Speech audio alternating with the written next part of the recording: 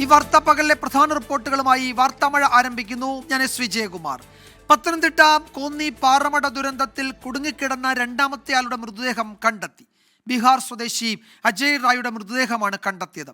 രണ്ടുപേരാണ് അപകടത്തിൽപ്പെട്ടത്. ഒരാളുടെ മൃതദേഹം നേരത്തെ കണ്ടെത്തിയിരുന്നു. എ.വി. ജയശങ്കർ പത്തനംതിട്ടയിൽ നിന്ന് ഏറ്റവും പുതിയ വിവരങ്ങൾ നൽകും. ജയശങ്കർ, അജയ് റായുടെ മൃതദേഹം ഏതാണ്ട് 24 മണിക്കൂറിലധികം കഴിഞ്ഞാണ് ആ മൃതദേഹമെങ്കിലും കണ്ടെത്താൻ നമുക്കിപ്പോൾ കഴിഞ്ഞിരിക്കുന്നത്. ശ്രമകരമായ ദൗത്യത്തിനൊടുവിൽ ആ മൃതദേഹം ഇപ്പോൾ മുകളിലേക്ക് കൊണ്ടുവന്നിട്ടുണ്ട്. ആശുപത്രിയിലേക്ക്, മോർച്ചറിയിലേക്ക് അത് മാറ്റുകയാണ്. എന്താണ് അവിടെ നിന്നുള്ള മറ്റു വിവരങ്ങൾ? രക്ഷാപ്രവർത്തനം എത്ര സങ്കീർണമായിരുന്നു, എത്ര ദുഷ്കരമായിരുന്നു ജയശങ്കർ?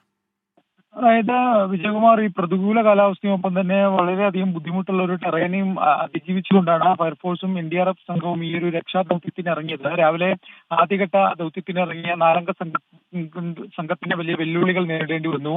ഈ സംഘം പരിശോധന നടത്തി കയറിയതിന് പിന്നാലെ ഇവിടെ പാറ ഉൾപ്പെടെ ഇടിയുന്ന സാഹചര്യം ഉണ്ടായി. പിന്നാലെ തന്നെ ആദ്യഘട്ട ദൗത്യം അവസാനിപ്പിച്ചു. പിന്നീട് അത്യാധുനിക മെഷീനുകൾ ഉൾപ്പെടെ കൊണ്ടുവന്ന ദൗത്യം നടത്താമെന്നൊരു തീരുമാനത്തിലേക്ക് ജില്ലാ ഭരണകൂടം എത്തി. ജില്ലാ കളക്ടറുടെ നിർദ്ദേശം അനുസരിച്ച് പിന്നീട് ഇത്തരം മെഷീനുകളൊക്കെ എത്താൻ തന്നെ വളരെയധികം വൈകി. ദൗത്യം വൈകിട്ട് 7 മണിയോടുകൂടിയാണ് പുനരാരംഭിച്ചത്. ഈ ഘട്ടത്തിൽ ഉൾപ്പെടെ മഴ ഉൾപ്പെടെയുള്ള പ്രതികൂല കാലാവസ്ഥയുണ്ടായിരുന്നു. ആ കാലാവസ്ഥയിൽ പോലും ഏകദേശം 3 മണിക്കൂറോളം നേരം നടത്തിയ പരിശോധനയിലാണ് ഇത്തരത്തിൽ ഈ ബീഹാർ സ്വദേശിയുടെ മൃതദേഹം കണ്ടെത്തിയത്.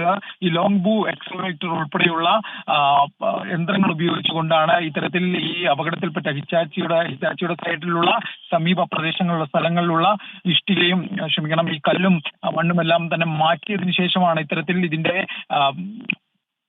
ക്യാബിനുള്ളിൽ ഇത്തരത്തിൽ അജയ് റായുടെ മൃതദേഹം ജയശങ്കറാണ് വിവരങ്ങൾ നൽകിയത്. കോന്നിയിൽ നിന്ന് ഒരാളുടെ മൃതദേഹം നേരത്തെ കണ്ടെത്തി. ഇന്ന് ഈ അപകടമുണ്ടായി ഏതാണ്ട് 24 മണിക്കൂറിന് ശേഷം കളക്ടർ സംസാരിക്കുന്നു. അവര് ഉച്ചയ്ക്ക് 2 മണിക്ക് പുറപ്പെട്ടിട്ട് പോലീസ് എസ്കോർട്ടോടുകൂടിയാണ് വന്നത്. എന്നിരുന്നിട്ട് പോലും എത്തുമ്പോഴത്തേന് 6 മണി കഴിഞ്ഞു. അത്രയും ഒരു തിരക്കും കാര്യങ്ങളൊക്കെ ഉള്ളത് കൊണ്ട് തന്നെ 6 മണിയോടുകൂടിയാണ് അവർക്ക് എത്താൻ സാധിച്ചത്. പക്ഷേ അവർ വളരെ വലിയൊരു സർവീസാണ് നമുക്ക് തന്നത്. അവർ കൃത്യമായിട്ട് ഓപ്പറേറ്റ് ചെയ്തു. ആൻഡ് അതോടൊപ്പം തന്നെ ഫയർഫോഴ്സും NDRFും വളരെ കൃത്യമായിട്ട് തന്നെ കാര്യങ്ങൾ കോർഡിനേറ്റ് ചെയ്തു. ആൻഡ് ജില്ലാ ഭരണകൂടം ഓവറോൾ സൂപ്പർവിഷൻ നമ്മൾ നടത്തിയിട്ടുണ്ടായിരുന്നു. അതുകൊണ്ട് തന്നെയാണ് ഈ ഒരു 30 മണിക്കൂർ കഴിഞ്ഞ് നമുക്ക് ഈ ഒരു ബോഡി നമുക്ക് റിക്കവർ ചെയ്യാൻ സാധിച്ചത്. ഇത്രയും ഒരു വളരെ ശ്രമകരമായ ദൗത്യമായിരുന്നു. കാര്യം ഇപ്പോഴും അവിടെ പാറ ഇടിയുന്നുണ്ട് ഇപ്പോഴും ആ സ്ഥലത്ത്. അപ്പോൾ അതാണ് ഒരു വളരെ സന്തോഷം. ഈ ഒരു കാര്യത്തിൽ ഇങ്ങനെ ഒരു നമുക്ക് വേറെ പ്രശ്നമൊന്നുമില്ല, ബാക്കി കാഷ്വാലിറ്റി ഒന്നും ഇല്ലാതെ നമുക്ക് അന്വേഷണം തീർച്ചയായിട്ടും. കാര്യം 1, കോറി നമ്മൾ സ്റ്റോപ്പ് ചെയ്തിട്ടുണ്ട്. 2, ഇതുമായിട്ട് ബന്ധപ്പെട്ടുള്ള എല്ലാ ഡിപ്പാർട്ട്മെന്റുകളുടെയും മീറ്റിംഗ് ഞാൻ മറ്റന്നാൾ വിളിച്ചിട്ടുണ്ട്. അപ്പോൾ ഒരു വിശദമായ അന്വേഷണം ഈ ഒരു കാര്യത്തിൽ ഉണ്ടാകും. കോറിയുമായിട്ട് പരാതികളുണ്ട് എന്ന് പറഞ്ഞു. പരാതികളുണ്ടെങ്കിൽ തീർച്ചയായിട്ടും അത് ഡീറ്റെയിൽ ആയിട്ട് അന്വേഷിച്ച് അതിന്റെ വേണ്ട രീതിയിലുള്ള നടപടികൾ നമ്മൾ എടുക്കുന്നതായിരിക്കും. പത്തനംതിട്ട കളക്ടറാണ് മാധ്യമങ്ങളോട് എന്താണ് ഈ രക്ഷാദൗത്യത്തിന്റെ വിവരങ്ങൾ പങ്കുവച്ചത്. ആ മേഖല അവിടെ തുടർച്ചയായി മണ്ണിടിച്ചിൽ ഉണ്ടാകുന്നുണ്ട്. പാറമടയിൽ മണ്ണിടിച്ചിൽ ഉണ്ടാവുകയാണ്. അപ്പോൾ ആ സാഹചര്യത്തെയൊക്കെ അതിജീവിച്ചാണ് ഈ ദൗത്യം ഇപ്പോൾ പൂർത്തിയാക്കാൻ കഴിഞ്ഞത് എന്ന് കളക്ടർ പറയുന്നു. അപ്പോഴും 2 ജീവൻ നഷ്ടമായി എന്നത് ഒരു വസ്തുതയായി നമ്മളുടെ മുന്നിൽ നിൽക്കുന്നു. കോന്നി പയ്യനാമണ്ണിൽ അപകടമുണ്ടായ ക്വാറിക്ക് പാരിസ്ഥിതിക അനുമതി ഇല്ല എന്ന് നാട്ടുകാർ. തീയതി തിരുത്തി വ്യാജരേഖയുണ്ടാക്കിയാണ് പ്രവർത്തിച്ചതെന്ന് പ്രദേശവാസികൾ ആരോപിച്ചു. ക്വാറി അടച്ചുപൂട്ടും വരെ പ്രതിഷേധവുമായി മുന്നോട്ട് പോകുമെന്നാണ് നാട്ടുകാർ വ്യക്തമാക്കുന്നത്. കോന്നി പഞ്ചായത്തിൽ ക്വാറി ദുരന്തം ഇതാദ്യമല്ല. 2005 ഈ സമീപ മേഖലയുള്ള ഒരു പാറമടയിൽ എൻ്റെ അനിയൻ്റെ 2 അനിയന്മാരാണ്. അതിൽ എൻ്റെ നേരെ ഇളയ അനിയന് ഒരു അപകടമുണ്ടായി. ആ സ്പോട്ടിൽ മരിച്ചുപോയാണ്. അത് ഇവർ ലോറിയിലോട്ട് കല്ല് കയറ്റിയിട്ട സമയത്ത് പാറമടയുടെ മണ്ടയിൽ നിന്ന് അറയിടിഞ്ഞ് വീഴുമെന്ന് പറയും. കല്ല് വന്ന് വീണ് തെറിച്ച് ഇവരുടെ ദേഹത്ത് വീണ് തൽക്ഷണം മരിക്കുകയായിരുന്നു എൻ്റെ സഹോദരൻ. ദുരന്തമുണ്ടായ പയ്യനാമണ്ണിലെ ചെങ്കളത്ത് ക്വാറി നിയമവിരുദ്ധമായാണ് പ്രവർത്തിച്ചിരുന്നതെന്ന് നാട്ടുകാർ. ദുരന്തത്തിന്റെ ഉത്തരവാദി ജിയോളജിസ്റ്റും പഞ്ചായത്ത് സെക്രട്ടറിയുമെന്നും ആരോപണം. അനുമതി കൂടുതൽ അനധികൃത ഖനനം നടത്തിയിട്ടുണ്ടെന്ന് ജിയോളജി വകുപ്പ് കണ്ടെത്തിയിട്ടുണ്ട്. ഞങ്ങൾ കൊടുത്തിട്ടുണ്ട്. അതിന്റെ റിപ്പോർട്ട് നിങ്ങൾക്ക് തരാം. നിങ്ങൾ ആ റിപ്പോർട്ട് നോക്കിയിട്ട് നിങ്ങൾ അത് മനസ്സിലാക്കുക. അപകടമുണ്ടായ ക്വാറിക്ക് സമീപത്തെ കാർമല ചേരിക്കൽ ഭാഗത്ത് 50ഓളം കുടുംബങ്ങൾ ഭീതിയുടെ നിഴലിലാണ്. വീടും വസ്തുവും വരെ ഉപേക്ഷിച്ച് പോകേണ്ട സ്ഥിതി. ഇത് ഇവിടെ ഉരുൾപൊട്ടൽ ഉണ്ടാവാൻ സാധ്യത ഉണ്ടെന്നുള്ള സർക്കാരിന്റെ പഠന റിപ്പോർട്ടായത്. ഇപ്പൊ നിങ്ങൾ വന്ന ഈ റൂട്ട് വഴിയാണ് എല്ലാ ഉദ്യോഗസ്ഥരും കയറി വരുന്നത്. ഇവിടെ വരും, നാരങ്ങ വെള്ളം കുടിക്കുക, അവർ തിരിച്ചു പോകും. ഇതിന്റെ ദുരിതം അനുഭവിക്കുന്ന നേരെ ഒരു തോടുണ്ട്. ആ തോടിന്റെ അടിവശത്ത് താമസിക്കുന്നവരാണ് ഇതിന്റെ ദുരിതം അനുഭവിക്കുന്നത്. എന്നാൽ പാറമട പ്രവർത്തിച്ചത് ജിയോളജി വകുപ്പിന്റെ അനുമതിയോടെ എന്നാണ് ജില്ലാ കളക്ടറുടെ വിശദീകരണം. ക്രഷർ യൂണിറ്റിന് അനുമതിയുണ്ടോ എന്ന കാര്യം പരിശോധിക്കുമെന്നും ജില്ലാ കളക്ടർ പ്രേംകൃഷ്ണ IAS പറഞ്ഞു. നിലവിൽ നമ്മൾ ജിയോളജിസ്റ്റിനോട് അന്വേഷിച്ചു. അപ്പം ഡീറ്റെയിൽ ആയിട്ട് റിപ്പോർട്ട് തരാൻ പറഞ്ഞിട്ടുണ്ട്. പ്രിലിമിനറി റിപ്പോർട്ട് പ്രകാരം ജിയോളജിസ്റ്റ് സബ്മിറ്റ് ചെയ്തിരിക്കുന്നത് 2026 ഫെബ്രുവരി മാസം വരെ കോറിക്ക് പെർമിറ്റ് ഉണ്ട് എന്നുള്ളതാണ് പ്രിലിമിനറി റിപ്പോർട്ട് സബ്മിറ്റ് ചെയ്തിരിക്കുന്നത്. ശക്തമായ പ്രതിഷേധവുമായി ഈ സംഭവത്തിന്റെ പശ്ചാത്തലത്തിൽ നാട്ടുകാരും രംഗത്ത് വന്നിരിക്കുന്ന കാഴ്ചയാണ് നമുക്ക് കാണാൻ സാധിക്കുന്നത്. ചെങ്കളത്ത് ക്വാറി ഇൻഡസ്ട്രീസിന് മുന്നിൽ നിന്നും ക്യാമറമാൻ രാജ്കിരണിനൊപ്പം സുജിത് സുരേന്ദ്രൻ, 24. മറ്റൊരു റിപ്പോർട്ടിലേക്ക് വാർത്താമഴ കടക്കുകയാണ്. കൊച്ചി അമ്പലമുകൾ BPCLിലെ ഭൂഗർഭ ഹൈടെൻഷൻ കേബിളിന് തീപിടിച്ചു. 5 BPCL ജീവനക്കാർക്ക് പരിക്കേറ്റു. മേഖലയിലാകെ പുക പടർന്നു. അഗ്നിരക്ഷാസേനയും പോലീസും സ്ഥലത്തെത്തി.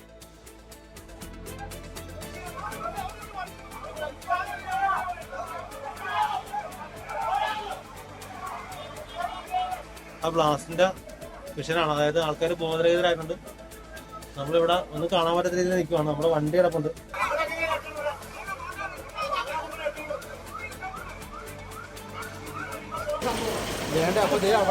BPCLിന് മുന്നിൽ പ്രതിഷേധവുമായി നാട്ടുകാരെത്തി. അപായ മുന്നറിയിപ്പ് നൽകിയില്ല എന്നായിരുന്നു നാട്ടുകാരുടെ പരാതി. കനത്ത പുകയിൽ പ്രദേശവാസികൾക്ക് ദേഹാസ്വാസ്ഥ്യമുണ്ടായി. 2 വട്ടം പൊട്ടിത്തെറി കേട്ടു എന്നാണ് ദൃക്സാക്ഷികൾ പറഞ്ഞത്. 4:30 കഴിഞ്ഞപ്പോൾ ഒരു വലിയ നമ്മൾ ഗുണ്ട് പൊട്ടിക്കണ ഒരു സൗണ്ടാണ് കേട്ടത്. ആ സൗണ്ട് കേട്ടപ്പോൾ ഞാൻ ഇറങ്ങി. ഞങ്ങൾ പ്രദേശത്തുള്ളവരൊക്കെ ഇറങ്ങി നോക്കി. പെട്ടെന്ന് തീ വന്നു. ഭയങ്കര പുക. ഞങ്ങൾക്ക് കാണാൻ പാടില്ലാത്ത അവസ്ഥയിൽ ഞങ്ങളിത് ഇട്ട നൈറ്റിയോടുകൂടി ഞങ്ങൾ ഇറങ്ങി പോകുന്നത്. കയ്യിലൊന്നുമില്ല. ഞങ്ങളെ ഒരു സാധനം ഞങ്ങൾ എടുത്തുള്ള ഞങ്ങൾ കുഞ്ഞുങ്ങളെയും കൊണ്ട് ഞങ്ങൾ രക്ഷപ്പെടുകയും ചെയ്ത്. അവിടെ പുകയായിട്ട് ഞങ്ങൾക്ക് ഒരു രക്ഷയില്ല. അത്രയ്ക്ക് ആവശ്യമില്ല. ഞങ്ങൾക്ക് ഇതിനൊരു തീരുമാനം ഇല്ലാതെ ഞങ്ങൾ ഈ ഗേറ്റിന്റെ മുമ്പിൽ ഇത് പോകില്ല. ഞങ്ങൾ മനുഷ്യരല്ലേ, ഞങ്ങൾ ജീവനുള്ള മനുഷ്യരല്ലേ. ഇവരെന്തുകൊണ്ട് ഞങ്ങൾ എങ്ങനെ ഇട്ടിട്ട് കാണിക്കുന്നത്? ഞങ്ങൾ മനുഷ്യരല്ലേ, ഞങ്ങളുടെ കുഞ്ഞുങ്ങളെ രക്ഷിക്കണ്ടേ ഞങ്ങൾക്ക്. BPCLിലെ തീ നിയന്ത്രണ വിധേയമെന്ന് ഡെപ്യൂട്ടി കളക്ടർ പറഞ്ഞു. പ്രദേശത്തെ വീടുകൾ സന്ദർശിക്കുമെന്നും അദ്ദേഹം അറിയിച്ചു. അപകടം ഇലക്ട്രിസിറ്റി ഷോർട്ട് സർക്യൂട്ടാണെന്നാണ് പ്രാഥമികമായിട്ടൊരു വിവരം കിട്ടിയത്. അത് കൺട്രോൾഡ് ആയിട്ടുണ്ട്. ബാക്കി എന്താണെന്നും കൂടെ നോക്കിയിട്ട് പറയാതെ. ആണ്. മറ്റ് അപകടങ്ങളൊന്നുമില്ല. കാഷ്വാലിറ്റി ഒന്നുമില്ല. റാഫി കരീം അമ്പലമുകളിൽ നിന്ന് ചേരുന്നുണ്ട്. റാഫി, നേരത്തെ നാട്ടുകാരുടെ റോഡ് ഉപരോധവും ഒക്കെ ഉണ്ടായിരുന്നു BPCLിന് മുന്നിൽ. ഇപ്പോഴും അതേ സാഹചര്യമാണോ? ഈ പുകയും മറ്റ് അസ്വസ്ഥതകളും അത് മാറി ഇപ്പോൾ സാധാരണ നിലയിലേക്ക് വന്നിട്ടുണ്ടോ ആ മേഖല? വിജയകുമാർ, തീർച്ചയായും പ്രദേശത്തെ പുക ഇപ്പോൾ ഇവിടെ നിന്ന് മാറിയിട്ടുണ്ട്. ഒപ്പം തന്നെ നാട്ടുകാരുടെ റോഡ് ഉപരോധിച്ചുള്ള പ്രതിഷേധവും അവസാനിപ്പിച്ചിട്ടുണ്ട്. അതിന്റെ പ്രധാനപ്പെട്ട കാരണം ബെന്നി ബെഹന്നാൻ MP അടക്കമുള്ള ആളുകൾ എത്തി ഈ കമ്പനി അധികൃതരും ഒപ്പം തന്നെ പ്രതിഷേധിച്ച നാട്ടുകാരുമായും സംസാരിച്ചിരുന്നു. ഈ നാട്ടുകാരുടെ ആവശ്യങ്ങൾ, അവരുന്നയിച്ച ഡിമാൻഡുകൾ അത് കമ്പനി പരിഗണിക്കാമെന്നുള്ളതാണ് ഇപ്പോൾ ഉറപ്പ് നൽകിയിരിക്കുന്നത്. ഒപ്പം തന്നെ ഈ നാട്ടുകാർ ഉന്നയിച്ച പ്രധാനപ്പെട്ട ആവശ്യങ്ങളിലൊന്ന്, ഇന്ന് ഉണ്ടായ അപകടത്തിൽ ദേഹാസ്വാസ്ഥ്യവും ഒപ്പം തന്നെ ശ്വാസതടസ്സവും അനുഭവപ്പെട്ട് ചികിത്സയിൽ കഴിയുന്ന നാട്ടുകാരുടെ ചിലവ് കമ്പനി ഏറ്റെടുക്കണമെന്നായിരുന്നു. അത് കമ്പനി സമ്മതിച്ചിട്ടുണ്ട്. ഒപ്പം തന്നെ ഇന്ന് വീടുകളിൽ നിന്ന് ഒഴിപ്പിച്ച ആളുകൾക്ക് അവർക്ക് താമസിക്കുന്നതിന് വേണ്ടിയുള്ള സൗകര്യം ഒരുക്കി നൽകണമെന്ന് കമ്പനിയോട് ആവശ്യപ്പെട്ടിരുന്നു. അതും നിലവിൽ കമ്പനി സമ്മതിച്ചിട്ടുണ്ട്. ഒപ്പം തന്നെ നാളെ ജില്ലാ കളക്ടറുടെ നേതൃത്വത്തിൽ, ജില്ലാ കളക്ടറുടെ അധ്യക്ഷതയിൽ ബെന്നി ബെഹന്നാൻ MP അടക്കമുള്ള ആളുകളും ഒപ്പം തന്നെ ഈ പ്രതിഷേധിച്ച നാട്ടുകാരിൽ നിന്നുള്ള അവരുടെ പ്രതിനിധികളും ഒപ്പം തന്നെ ഈ കമ്പനി അധികൃതരും ഇവരെല്ലാം ചേർന്ന് ചർച്ചകൾ നടത്തുന്നുണ്ട്. അതിൽ ഇവർക്ക് ശാശ്വതമായൊരു പരിഹാരം അത് മുന്നോട്ട് വച്ചുകൊണ്ടുള്ള ചർച്ചകളാണ് നാളെ നടക്കുക. അതിൽ മറ്റു കാര്യങ്ങൾ കൂടി പരിഗണിക്കാമെന്നുള്ള ഈ ഉറപ്പ് നാട്ടുകാർക്ക് നൽകിക്കൊണ്ടാണ് ഇപ്പോൾ സമരം അവസാനിപ്പിച്ചിരിക്കുന്നത്. എന്നാൽ ഈ BPCLിന്റെ ഗേറ്റിന് മുന്നിൽ നിന്ന് പിരിഞ്ഞു പോകാൻ നാട്ടുകാർ തയ്യാറായിട്ടില്ല. ഒപ്പം തന്നെ നാട്ടുകാർ പ്രധാനമായും ഇപ്പോൾ ബെന്നി ബെഹന്നാൻ MP അടക്കമുള്ള ആളുകളോട് മുന്നോട്ട് വെച്ചൊരാവശ്യം, ഇപ്പോഴും ഈ തീപിടുത്തമുണ്ടായ സ്ഥലത്ത് നിന്ന് തീയും പുകയും ഉയരുന്നുണ്ട്. ആ സ്ഥലത്തെ തീ ഇതുവരെയും നിയന്ത്രണ വിധേയമായിട്ടില്ല. അവിടെ സന്ദർശിക്കണമെന്നും ആശങ്ക ഒഴിവാക്കണമെന്നുമുള്ള ആവശ്യം നാട്ടുകാർ മുന്നോട്ട് വെച്ചിട്ടുണ്ട്.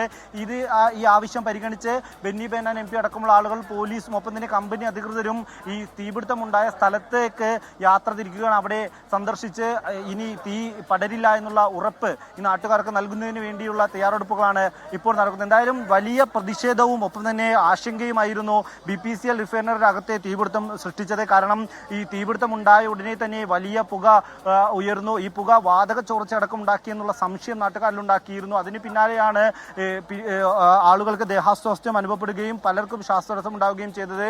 ഇത് വലിയ ആശങ്കയുണ്ടാക്കി. ഈ നാട്ടുകാരെ എല്ലാം തന്നെ ഇപ്പോൾ ഇവിടെ നിന്ന് വീടുകളിൽ നിന്ന് മാറ്റിയിട്ടുണ്ട്. പലരും ഈ പ്രദേശത്തെ സ്വകാര്യ ആശുപത്രികളിനൊപ്പം തന്നെ സർക്കാർ ആശുപത്രികളിലും ചികിത്സയിലാണ്. ശ്വാസതടസ്സവും ദേഹാസ്വാസ്ഥ്യവുമാണ് ഇവർക്ക് അനുഭവപ്പെട്ടത്. ഒപ്പം തന്നെ ഈ അപകടത്തിൽ ഈ BPCL ജീവനക്കാർക്കും പരിക്കുകൾ ഉണ്ടായിട്ടുണ്ട്. അതിൽ പ്രധാനപ്പെട്ട ആളുകളെ തന്നെ ആശുപത്രികളിലേക്ക് മാറ്റിയിട്ടുണ്ട്. ഒപ്പം ഇവിടെ ഉണ്ടായിരുന്ന പ്രതിഷേധം, അതും വളരെ ശക്തമായ പ്രതിഷേധമായിരുന്നു ഉണ്ടായിരുന്നത്. BPCLന്റെ ഗേറ്റ് ഉപരോധിച്ചുള്ള പ്രതിഷേധമായിരുന്നു. ആംബുലൻസുകൾക്ക്, രക്ഷാപ്രവർത്തനത്തിൽ ഏർപ്പെട്ട ആംബുലൻസുകൾക്ക് പോലും തടസ്സം നേരിടുന്ന നിലയിലുള്ള പ്രതിഷേധം ഉണ്ടായിരുന്നു. ആംബുലൻസുകളെ പോലും പ്രതിഷേധക്കാർ തടഞ്ഞിരുന്നു. അതിനുശേഷമാണ് പോഞ്ഞാശ്ശേരി ചിത്രപ്പുഴ റോഡിലേക്ക് പ്രതിഷേധം കടന്നത്. ഈ റോഡ് ഉപരോധിച്ചുകൊണ്ടുള്ള പ്രതിഷേധമായിരുന്നു പിന്നീട് നടന്നത്. 1 മണിക്കൂറോളം ഈ റോഡ് ഉപരോധിച്ച് ഈ ആളുകൾ പ്രതിഷേധിച്ചു. പിന്നീട് ഇവിടെ ഉണ്ടായിരുന്ന ആളുകൾക്ക് സ്വകാര്യ ആശുപത്രികളിൽ പണം നൽകാത്തതിനാൽ ചികിത്സ നിഷേധിക്കുന്നു എന്നുള്ള ആരോപണം ഉയർന്നിരുന്നു. ആ പ്രശ്നവും കളക്ടർ ഇടപെട്ട് പരിഹരിക്കാമെന്ന് ഉറപ്പ് നൽകിയിരുന്നു. പിന്നീടാണ് ഇത്തരത്തിൽ ബെന്നി ബെഹനാൻ MP-യുടെ നേതൃത്വത്തിൽ ചർച്ച നടന്നത്. അമ്പലമുകളിൽ നിന്ന് ഏറ്റവും പുതിയ വിവരങ്ങളാണ് റാഫി കരീം നൽകിയത്. ബെന്നി ബെഹനാൻ MP അവിടെ എത്തിയിട്ടുണ്ട്. അദ്ദേഹത്തിന്റെ നേതൃത്വത്തിൽ അനുരഞ്ജന സമവായ ചർച്ചകൾ നടക്കുകയാണ്. നിലവിൽ കാര്യമായ പ്രശ്നങ്ങൾ ആ മേഖലയിലില്ല. പക്ഷേ ജനങ്ങൾ വലിയ പ്രതിഷേധത്തിലാണ്. ഇത്തരം അപകടങ്ങൾ ഉണ്ടാകുമ്പോൾ ഒരു മുന്നറിയിപ്പ് നൽകാനുള്ള സംവിധാനം പോലും BPCL എന്ന കമ്പനിക്കില്ലേ എന്ന ചോദ്യത്തിന് മറുപടി പറയാൻ കമ്പനി മാനേജ്മെന്റിനും കഴിയുന്നില്ല എന്നതാണ് വസ്തുത.